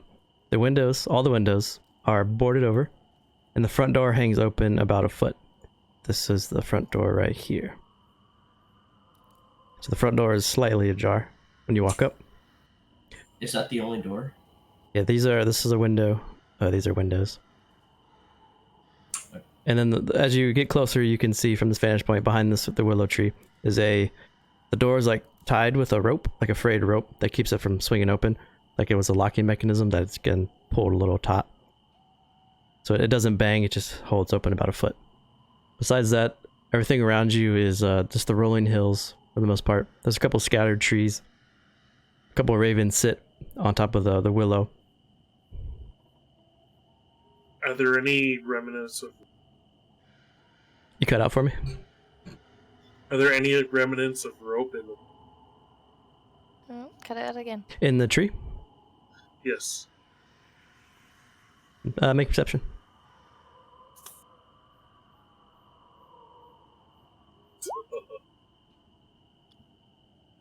Looking at the tree, you can see a couple of frayed ropes hanging, but not a full noose. Just maybe 3 to 6 inches in a couple different So, like, places. They appear cut. Yeah. Can I look to see it from the distance that we're at, like if somebody may be there or has been there recently? Sure. Make an investigation. Looking around the yard as you look for tracks or any sort of something that would give it away, the yard is choked full of weeds and pieces of this house. Some wood has been ripped apart and strewn across it. It almost makes going down this little ramp here towards the front door impassable, and you're gonna have to step over the weeds and the refuse to get towards the front door. As part of since the roof is caved in, part of it flew off into the front here. But besides that, except for the door being slightly ajar, the noose or the frayed rope in the trees, this place looks to be and has been, or it looks to be pretty deserted, pretty dilapidated. Even the shed that is next to it, the small barn, the walls have been ripped apart, and you can see almost through the barn, or what was once the barn. It just sits almost by itself in this large field off the side of the road.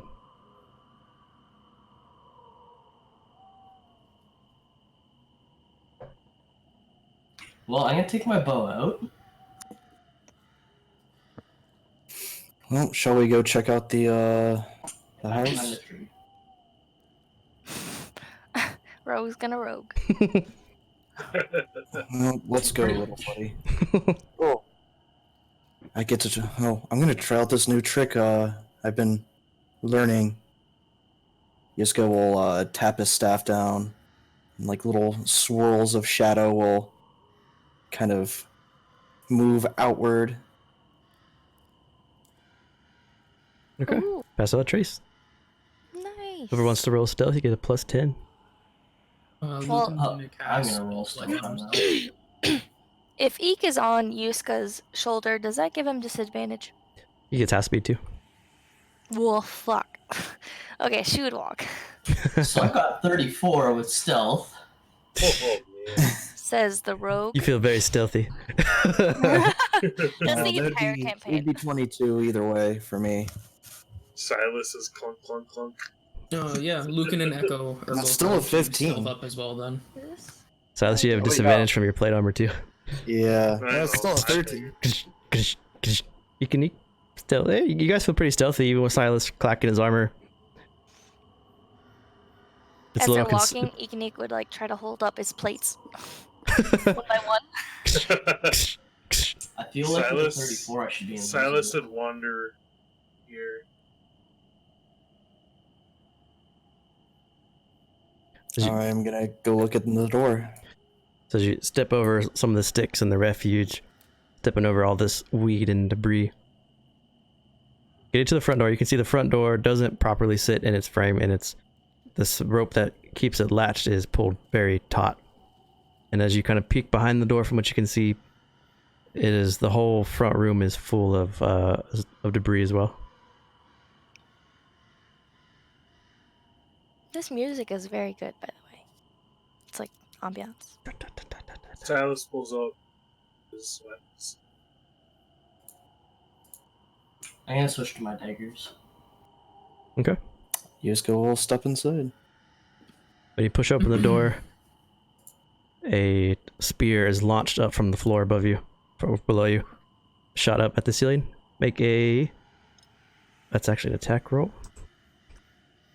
As the trap goes off. 18.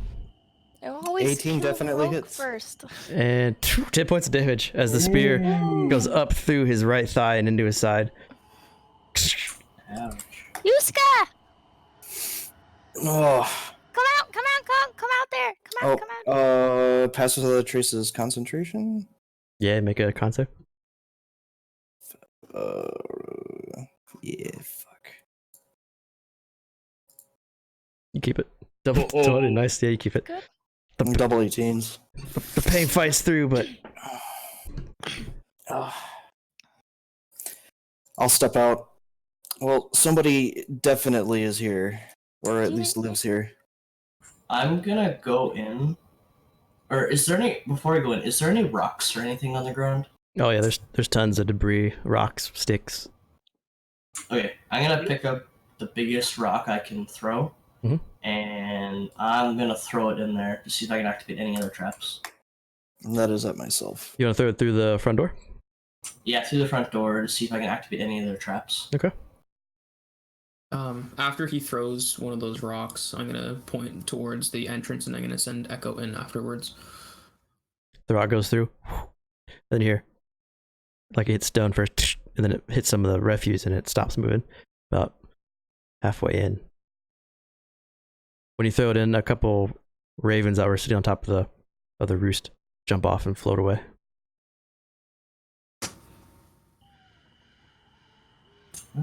I'll follow. After Echo goes in, I'll follow him. Yeah, Ikanik and I'm is gonna use my silently action going, like, to share vision with my cat. Okay. So you see Lucan's eyes kind of roll into the back of his head, and as he does, Echo shakes for a bit and jars, and then starts to walk into the room. I don't think anyone notices that. That's just rude. Everyone knows that. So Echo, as You're behind everybody.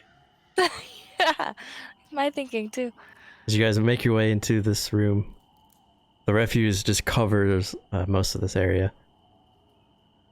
It's almost like you're walking on the second floor itself. The windows are barred from the inside on the sides, so you can see the wooden plates behind the windows to shut them. Collapsed chimneys in the back. Nothing jumps out at you guys that would scare you for the most part. It's just a very debris-filled room. Can I check our surroundings to see if we're being watched? Make perception.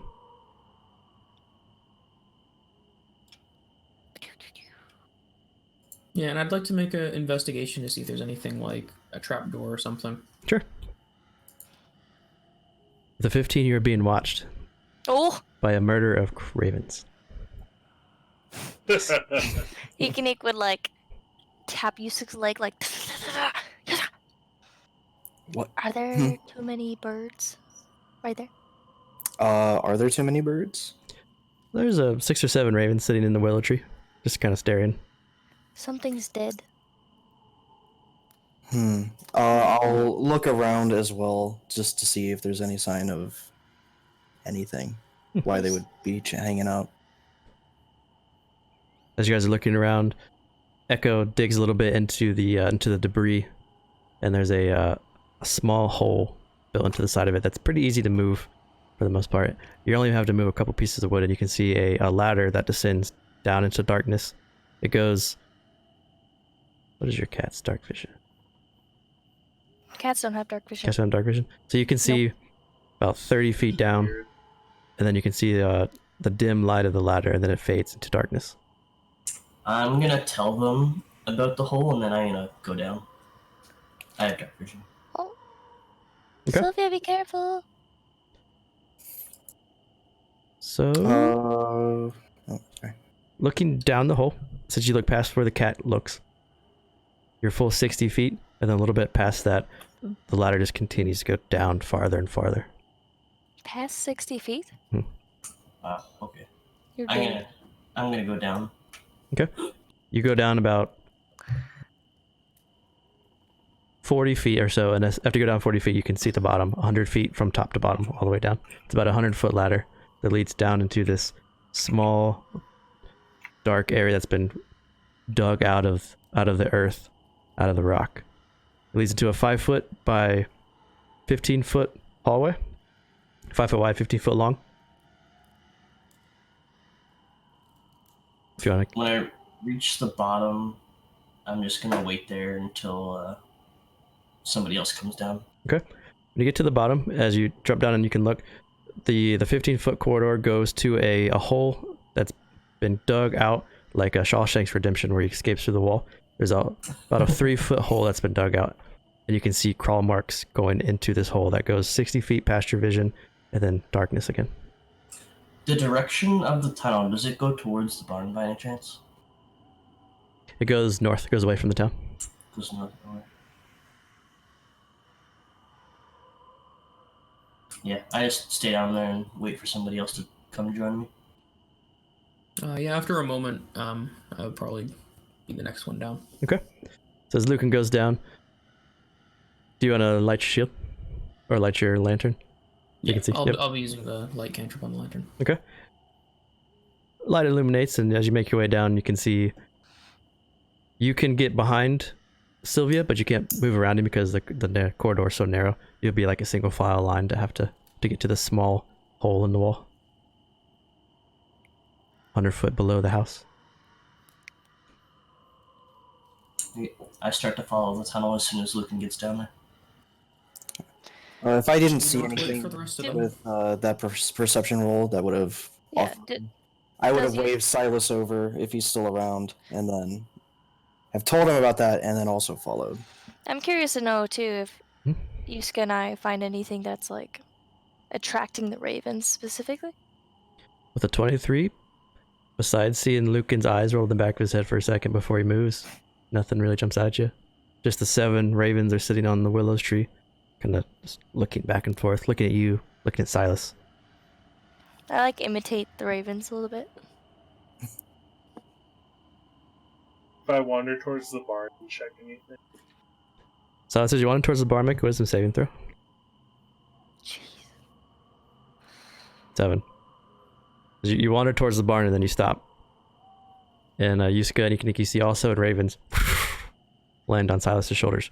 3 on each side. 1 lands on his head. And Silas is sitting there looking at the barn. Like he doesn't even feel the ravens on him. Yusuke?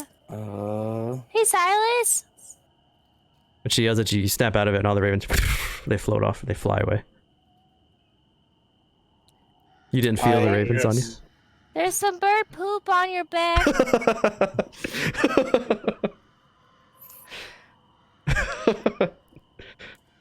Sometimes poop they on do. me? No, I'm over here.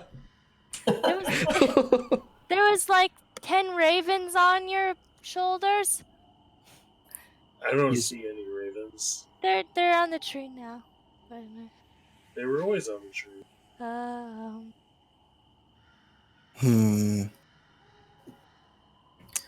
Yuska is also going to walk up towards the barn. Yuska's like, I mean, not Yuska. God damn it. Ikanik is glaring at the ravens. The barn's missing a whole side of the wall too, so you can see into the whole barn without even walking over to it, because it's been destroyed and it's fallen apart as well. While they're doing that, are there any pebbles or small rocks in the tunnel? Or it's like clean cut? Yeah, it's pretty crudely dug. There's pebbles, small rocks. You can see little worms are kind of sticking their way out of the walls. But Okay. I'm gonna grab one of those small rocks and I'm gonna cast my light cantrip on it, and I'm gonna put it in Echo's mouth and signal for it to run ahead.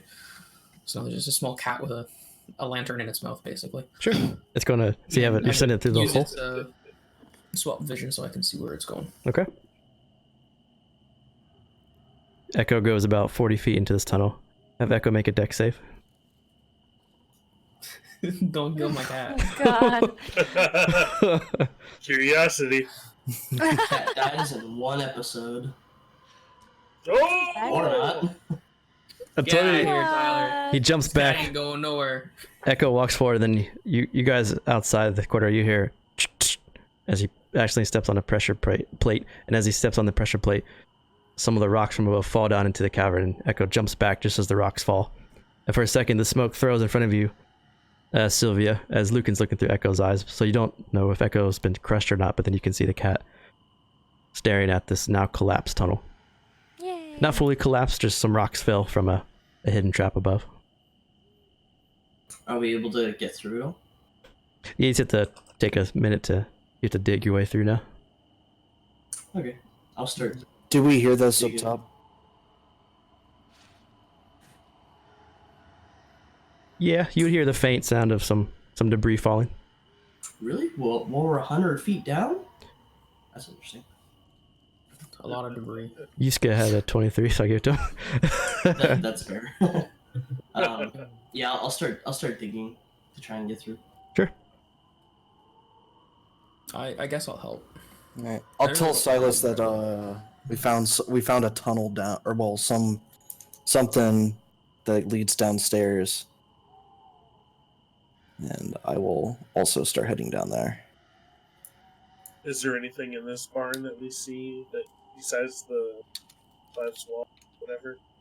No, it's been destroyed, and the rain is starting to get hold of it, and it's barely hanging on. Okay. Seen much better days in its time. So I will actually leave the steed at the door, kind of blocking it, Okay. and follow everybody in. Cool. Did you guys We're make? leaving the barn door.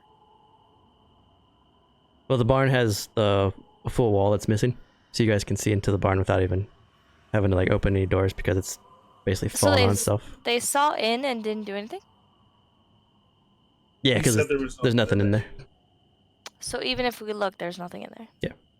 Okay. Just making sure.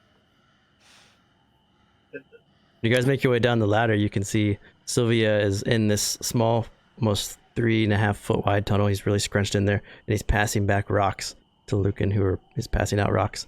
And you're in a single file in this 5 foot by 15 foot hallway. So Eek, you're like on the ladder because you can't make your way down unless you sit on top of Yuska. But you guys are in this very small corridor, digging out the debris in this tunnel.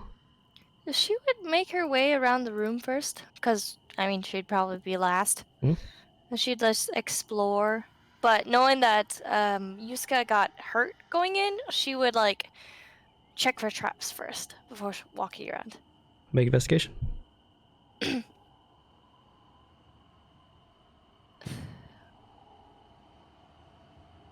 Oh, she's proficient. Haley, do you have anything to what I wrote? Yeah, you and your seat are telepathy Okay. for I think 100 feet. So as soon as you get all the way to the bottom, it'll It's stay. gone. It'll stay there. It'll stay there, but you can't talk to it, and vice versa. So I wouldn't know. Nah, but you can. I mean, you can sit. You can tell it to sit and protect. In a way. Okay. looking around the rest of this room, on every window, you notice a small little spear trap. Just like the one that got Yuska. Is it small enough to take? Or is it implanted into the ground? It is a spring-loaded rope trap, so you'd have to disarm it to try to take it. And it's a wooden, maybe 4 inches long or 4 inches wide, 6 inches long. It's like shot up. It gets shot out of the spring-loaded little canister up into the wall. She would try to disarm one. If there's enough time. You don't have these As in, tools, so like- you just do a dex roll. Yeah. It's not bad, but It goes off. Oh no. Crit. Oh no. Oh, Ika's dead! No, just kidding. She should be fine. She should be fine. She You're should talking be fine. about 28 damage? Oh, that's that's not not bad. Oh, okay. 8 damage. Take 8 points of piercing damage as you go to pull it off and you accidentally hit the spring and it gets shot up into your stomach. So as you guys are digging it out, you hear Oh, Christ. She pulls it out. You just go climb up. I'm while they're okay. digging I'm out. okay. It's fine. I have good berries. I'll toss a healing word. I got a spear. you guys Let's be careful, little buddy. She'd put it. I don't know what you'd call that 4 foot by 6 foot like a trap. small No, javelin. that's not trap. Small javelin. Okay. she would take it and hobble over, bleeding a little bit to use it. You heal 6. Thank you. Out of the commotion upstairs, you can hear that, or Sylvia, you make way through this tunnel and you can see you've cleared it up enough for you to make your way through. It's going to be a little tougher for Silas and Yusuke to get through, but the 3 of you should be able to make it through pretty easy. Okay, I continue down the tunnel. Okay. Who's against it? If no one's against it, I'll just have Echo lead the way, with me just blindly walking behind Silas. Because I can still walk, I just can't see it with my own eyes. So yeah, you're behind me. Silas is behind you, I think. Yes. Yeah, I follow the cat, but I'm like all stealthy. Okay. So when the cat goes, Stealthy in a hole. you're going to have to... You can either drag Lucan, or Lucan, you're just like crawling blindly through the tunnel. If you're seeing through the I can cat's eyes. push Lucan behind. So just push it, look through the tunnel. Move, human, move. At points, Silas gets stuck, and you have to kind of pull him a little bit because his armor sticks onto the sides of this tunnel. He's much wider. Yusuke, if you wanted to burn a shape, you could shape and make it pretty easy. If I get stuck, I'll do that. Okay. Make athletics, Yusuke. Well, it looks like I'm burning a wild shape, boys.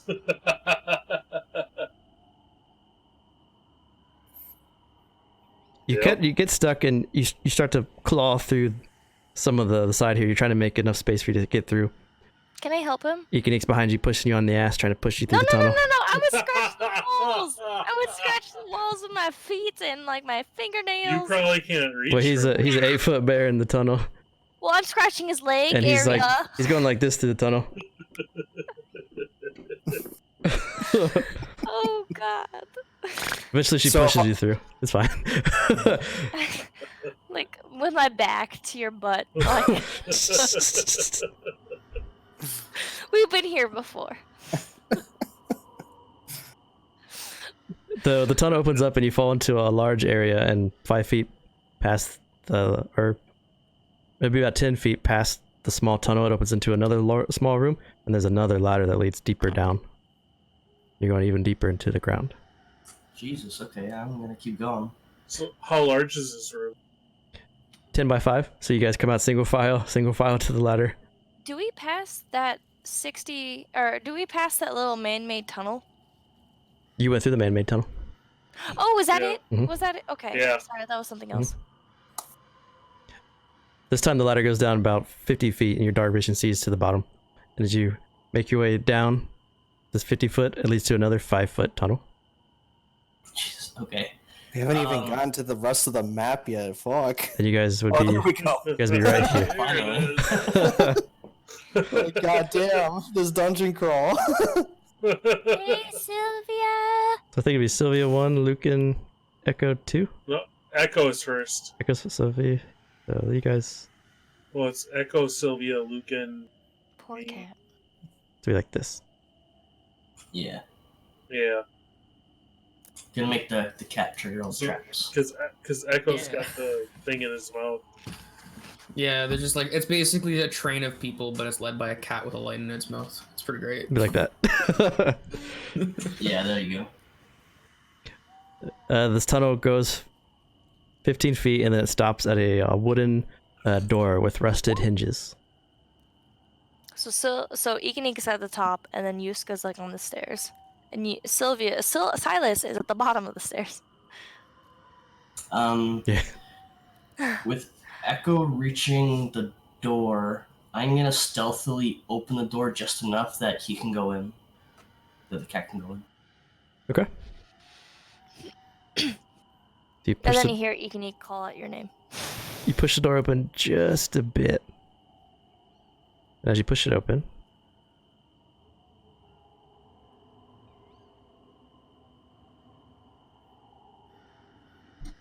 the wooden door swings open on its hinges, and your stealth roll is pretty good, so there's just a slight...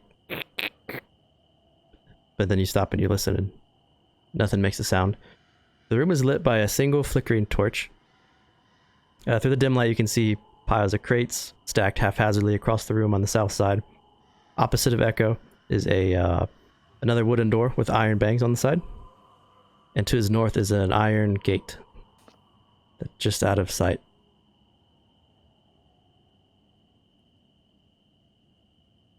Okay. Does the cat trigger any traps or anything as it goes in? When you push the door open about 6-7 inches to get him in, nothing happened. Okay. With that, I'm gonna follow him in. Okay. Yeah, once we all enter the room, Echo will hop back onto my shoulders and we'll start doing the... So as the two of you step knocking in, the cat. you can see now into this small entwined area. The small, like, gate is closed. When you push in,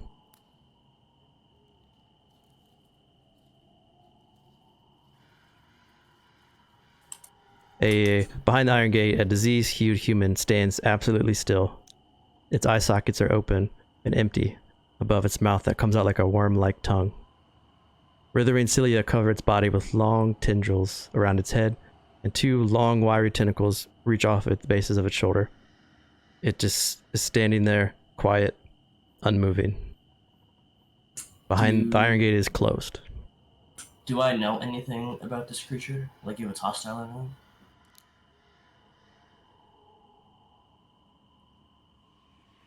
With your background?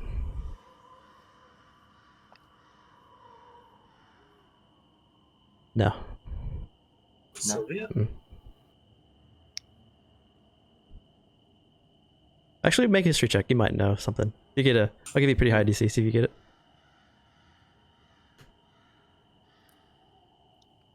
$19? It has...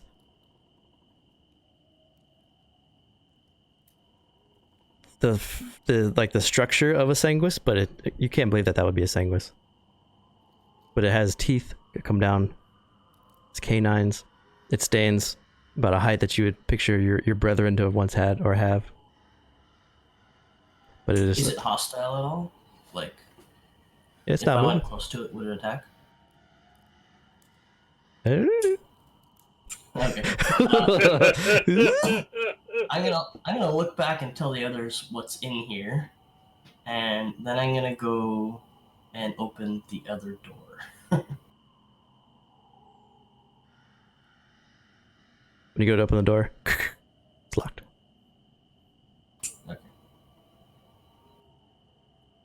Behind the door, you Don't hear just say okay. As- It's that lock. as the door moves. You hear, and you hear it's like someone turning a wheel. And as you hear this turning, you see the portcullis raising.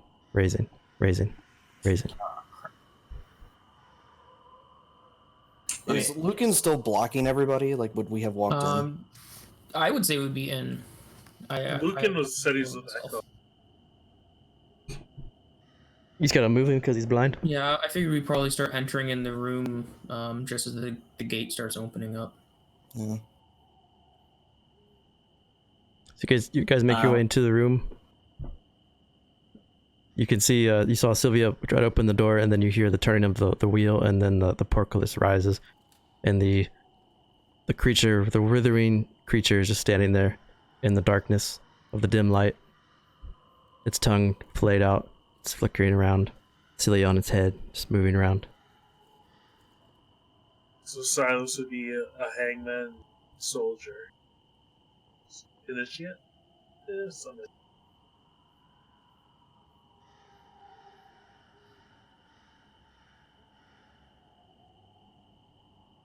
I tell them to hold it back if it attacks, as I'm gonna attempt to picklock the door. Okay. Yusuke's we'll gonna do take our a look. best. I'll take a look at the boxes and see what's in them. Make an investigation. So long as the creature isn't moving, Ikenik would try to help him. How would you like to help it? She would try to look through some of the boxes that are closer to her height, so he can focus on the larger one. So you want to get a box so you can like stand on it and be at its height? Yeah. There's a lot of boxes in here that are still put together. It's pretty easy to do. Okay. While they're doing that, I'm gonna walk over towards Sylvia and cast guidance on her. Okay, for the thieves' tools.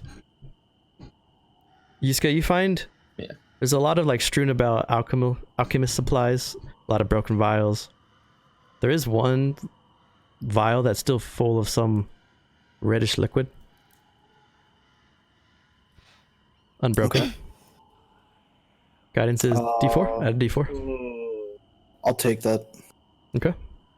You pocket the red vial. The material that he finds isn't anything that we found. Ledger, right? Because I was helping him look for it, or search through. Yeah, you don't find any types of nightshade berries or ironwood hearts, anything like that. Most of the stuff looks like to be disposed alchemist trash. Sure. With a 12, you're picking the lock. Doesn't give.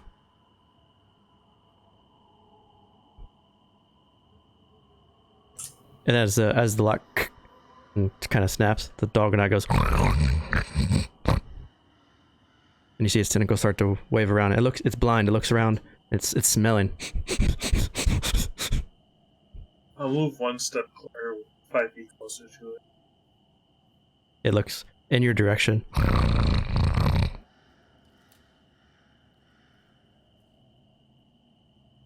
Can I attempt to picklock it again? Yeah.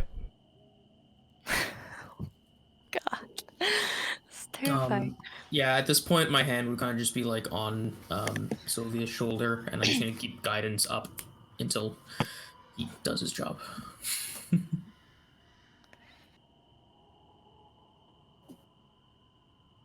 A 19. You hear the lock's mechanism inside the door move upwards, and you know you've unlocked the door, but you haven't moved it yet because you know if you make a loud sound, this thing is going to hear you. Since it started moving, everyone has been completely still except for you and the lock and Silas standing there at the ready. You still have your pass-without trace, which is why this thing has not attacked you yet. I'm gonna slowly and quietly open the door. When he's doing that, I'm gonna shoot an arrow right here. Towards the door is open, but I want to shoot purposely to make a loud noise to quiet the sound of a door opening on that side. Okay. Don't even look at me like that, Galus. I will Why? look at you, Alvin. Why? Because I want to distract it. Us distracting it is by making no noise. It's distracted by the silence. He's gonna open the door. It's gonna creak. You don't think it's a This- D&D game where the door doesn't creak? Are you kidding me? It's distracted by the Sanguis standing. It's still gonna eat you. We're still gonna have to fight it. So you push the door open? Yeah, as quietly as possible. If it okay, if it doesn't make noise, I don't shoot. But as soon as I hear a creak, I shoot. So you're holding action for the creek? I hold an action for a creak, Okay. and then I shoot.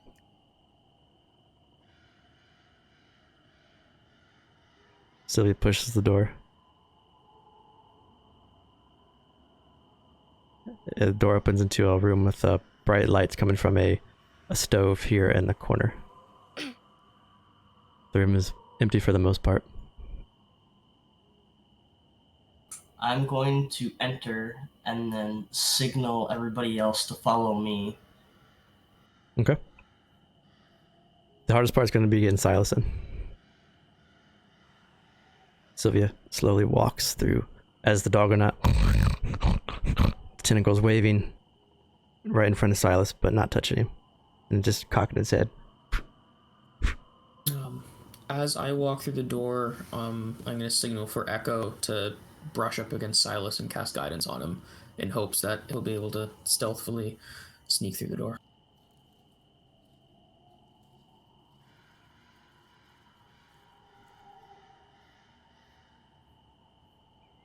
Eek would hold on to Yuska's leg.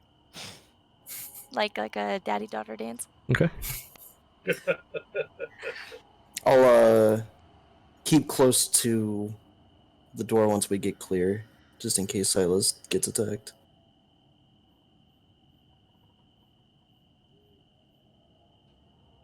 I go further into the room so that everybody else can pile in. So as you guys make your way deeper into this room, before Silas moves, this chamber opens into a short hallway. You can see a wheel on the side of the door where you opened it on the wall here. That looks like it controlled that portcullis. The room before you is broken up into 3 sections. The living area, there's a... A little wheel for the portcullis? Yeah. Yuska will attempt to, close the portcullis. Was Silas outside? The portcullis is between Silas and the monster. It's right here. Oh, I'm sorry. I thought it was in the hallway. No, it's the dots on the ground there. Okay. Yeah. Besides that, there's a small hovel here. And there's some meats and breads and cheeses and some ale barrels. Looks like this is like a food storage. There's a curtain here that's closed, blocking what's ever behind the curtain. His oven. There's a table. On top of the table is a couple empty flagons and some dirty dishes. And then the bed. The bed has large covers made of just various animal furs. But there's that wheel on the side there. You do remember that the wheel, you heard the wheel. It's... Silas, run!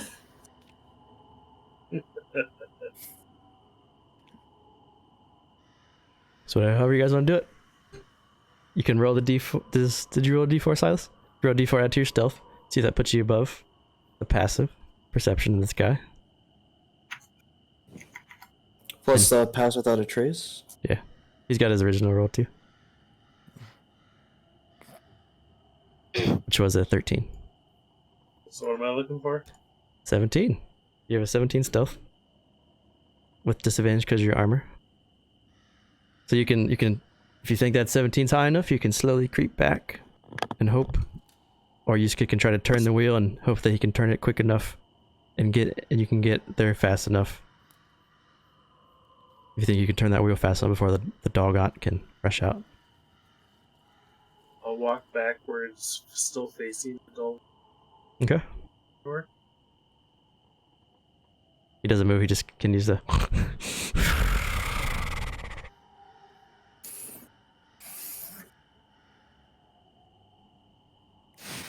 And I'll still attempt to I'll close help the use this portcullis. turn the. He luckily didn't hear you as you step back. You can close the door and turn the portcullis if you want. Yep. So Silas, you close the door. With the 17. The portcullis starts to close, you start to turn it.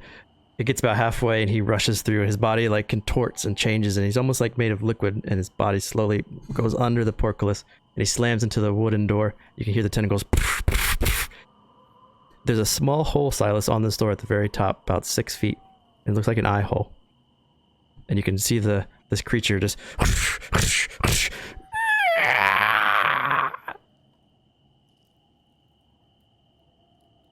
but the door's closed. Let's hope the door holds. This thing just bangs and bangs on this wooden door as you guys step into some sort of living area. I'm gonna push this table against the door to give it more support. Sure.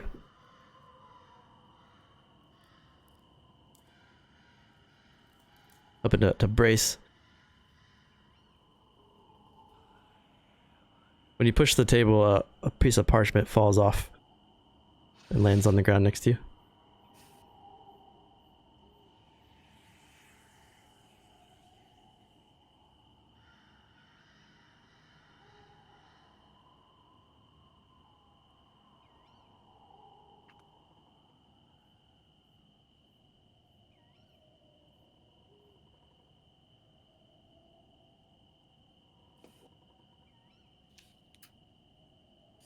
Well. Oh, Andrew. Think in this puzzle?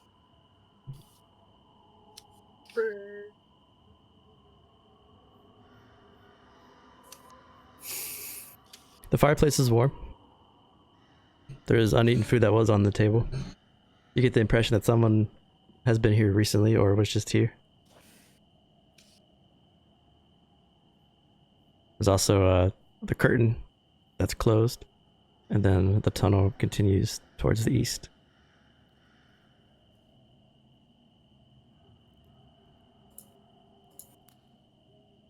Well, after I put the table against the door, I'll go check the curtain. I'm gonna follow. Silas will stand here. Are you sharing that note? Yuska will hang back a little bit. Oh, did we all read that note, or did I read No. that? I think you just got it. Okay, I'll tell everybody about it. And then I'll go to the...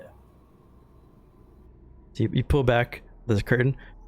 As you pull back, you get just an awful smell. You see a small hole has been dug into the floor here. It looks like a lavatory. Just a poop hole.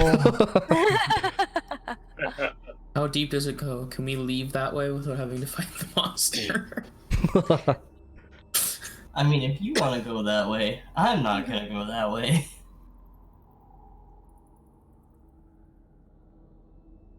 Hey guys. Did we look into this remittal?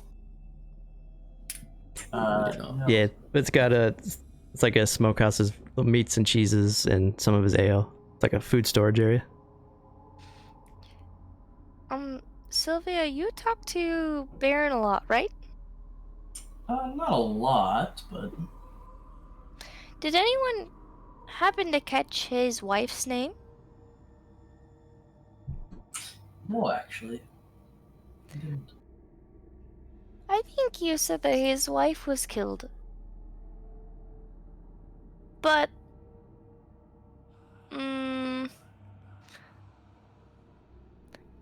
It's weird, like, this letter makes me think that somebody close to him wrote it. Disgusting is not a word you say for strangers, it's somebody you know. I think. I mean, I don't know very much, but that's what I would use. And... Business partners, maybe? It could also just be Sanguis who really despises non-Sanguis. That's true. Could be just disgusting because he has flowing blood. Yeah, I suppose.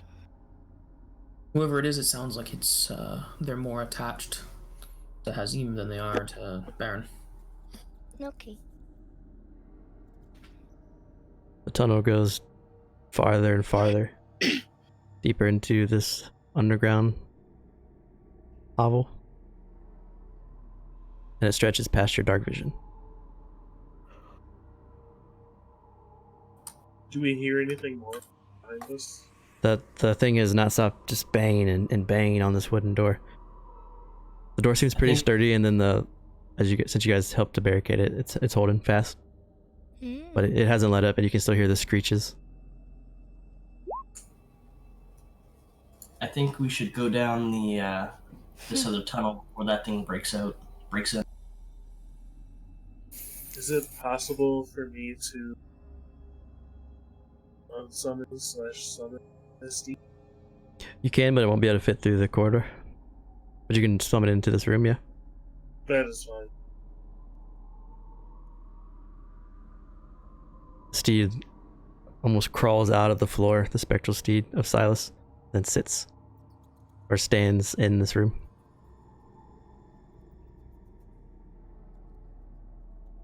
It'll ever.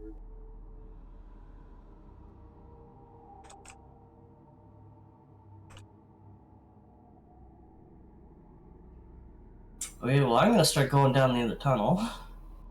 No, you lead the way. I'm right behind you.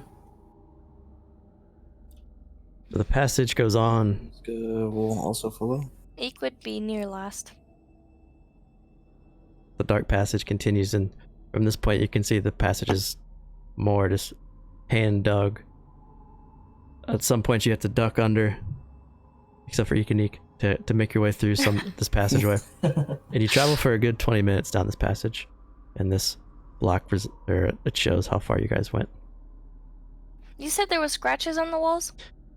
Yeah, it's not like very well made, so it's kind of like you can see they've dug it out themselves, like a trench. Can I discern if it was man-made scratches or like material-made scratches from like spoons, knives, daggers, something, versus like claws? Yeah, it's definitely not claws. It's like tools. Okay. Like the guy made it with a purpose. Like a dwarf? Yeah. Well, Okay. maybe not a dwarf, but someone that has the knowledge of it. Sure. The cavern turns a bit, and you can hear the dripping and the flowing of water underground. And since you guys are so far below, you get a little bit of a chill from being down here, and the dampness is very noticeable. I'll tell my steed to stand at the entrance to the It's up here? room. No, because he can't make it through here, you said. Right. So I'll just have it stand at the entrance to the... So as you How guys... long have you been going down this tunnel? Has it been more than an hour? Like, has the pass without trace dropped? Yeah, it's gone. It's been about 20 minutes. But you guys have been going for a bit now. And you guys step into this room. And as you step into the room, the passage leads around the corner and opens up into the cave. You can see that the brackish water, stalactites and stalagmites. And then in the back of it, you see another of the doggons, tied up this time, chained to the wall. The same soulless black eyes, its tongue lashing about. This one sees you though, and it you hear the chains rattle as it tries to get at you, but it's so confined even the tendrils can't reach out to touch you. I'ma just go on by it and keep going down the tunnel. Yeah, I'm doing the same, but I'm being very cautious where I put my feet. You guys slowly make your way past this creature. Ikanik would ask Yuska, like, in a stage whisper. Shouldn't we try to bring it out of its misery? And it's an unnatural creature. I don't think it should be alive. You see 5 or 6 dead rats around it that look like they've turned into raisins as you've gotten closer to it. It doesn't belong on this earth. I suggest we leave it where it is. I don't think it's... As much as I wish we could end its light, I don't think it's worth the dangers right now. Possibly on the way back. If we go on the way back, I want to kill it. That and somebody else could be down here. We need to catch up to them as fast as possible. Somebody opened that gate. Yes, if Hazim is here, I don't want to be fighting him after we've dealt with these as well. Okay. I'd rather go in with full strength. I have to agree with them, little one. On the way back, we should deal with them. You continue down If the we corridor. have time. Go ahead. We have time. Should we that's go just- on his shoulder? We still have to save the life of an innocent after all. That's in Kenneth's card. You walk for another half hour. It was from Saturday's game. Another half hour? Wow. Oh, the tarot reading? Yeah, that tarot reading is fun. You walk another half hour down the same 5-foot by 10-foot tunnel. Snakes around. You can see roots now are starting to protrude through the dugout opening. So Silas would do the same. The summoning the steed to block the entrance. Okay. And as you guys emerge from the tunnel, finally, the tunnel that you've been traveling down opens up into a cave, and you can see a cluster of trees beyond the cave's mouth. The roots of the tree block the middle of this entrance, as if the tree has grown into a hillside and then has eroded. Behind the tree is a large pond, and then a path on both sides begin before you guys step in. So you don't die. The cave itself is piled high with 2 rows of crates all around it. On the large willow branches, you hear a voice call out. I wondered when you would show up. Step out into the light, and we can speak. And sitting on the branch about 10 feet up, you can see a man. Black, studded leather armor, brown cloak, crossbow in hand as he's pointing it in the direction. He has a smirk on his face. On his belt loop, you can see different types of vials surrounding his belt. And he's standing on the tree.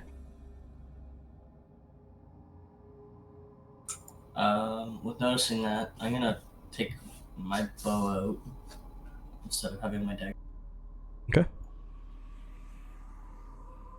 And then I'll step out into the light as he says. Well, While he's aiming doing my that, bow at him. I'm gonna recast my false life and then also cast guidance on Sylvia, just in case. Okay. So as you guys step out into this cave face, you see Hazim standing there, waiting to speak to you. It's a good place to end it for tonight. Next week we'll pick up as you guys chat with Hazim or fight Hazim. Whatever you guys are gonna do. Sounds good to me. Hazim. Azim, right. He Just- looks like a fine gentleman. Test of Yeah, your very might. Nice face. That's the face of a trustworthy gentleman. See, how many pages did I add tonight? 1, 2. Pages of notes. Yeah, 4.5 pages. I mean, it's just only this big, so it's not like the regular size. Still a cool book though. Yeah. Cool journal. So you I guys love have that. I have like 6 lines of sentences for my notes for night. Are you kidding me? Yeah. No! Like, okay, so it starts off with this. And this is what I wasn't interacting with. And then this. Oh my god. And this is where we were traveling. And that's where we ended tonight. Wow, yours are a lot more detailed. Mine's just like, Yeah! yeah, we found the killer. We reached the killer's No, place. I need to remember names. I have to do that. He's just waiting for us like he knew. Somebody ratted us out. I swear to God, Z is the fucking wife that got killed. That'd be awesome. That's funny. So this Thursday I'm gonna do a stream, not of campaign gaming, but I'm gonna make some D&D related stuff if you guys want to hang out and watch me create some magical items. Show you kind of how I do it. This Saturday is Dying Embers Season 2, Episode 1. If you want to watch our Wolfheart clan, they're almost level 12. I'm Go out gonna on be their there. finches. I'm gonna be excited about that. And then this game kicks back in Monday, the 13th, next week at 7. hopefully I have my the emotes done by then. If you want to check it out, social medias, all the socials that we have has. This is day 1 of our magic item week. So every day this week, we're putting out a new magic item for download for PDF. If you want to check out some cool items. But until then, thanks for being here. And we will see you on Thursday at 7. See ya. Bye. Bye. Bye. Adios. Laura.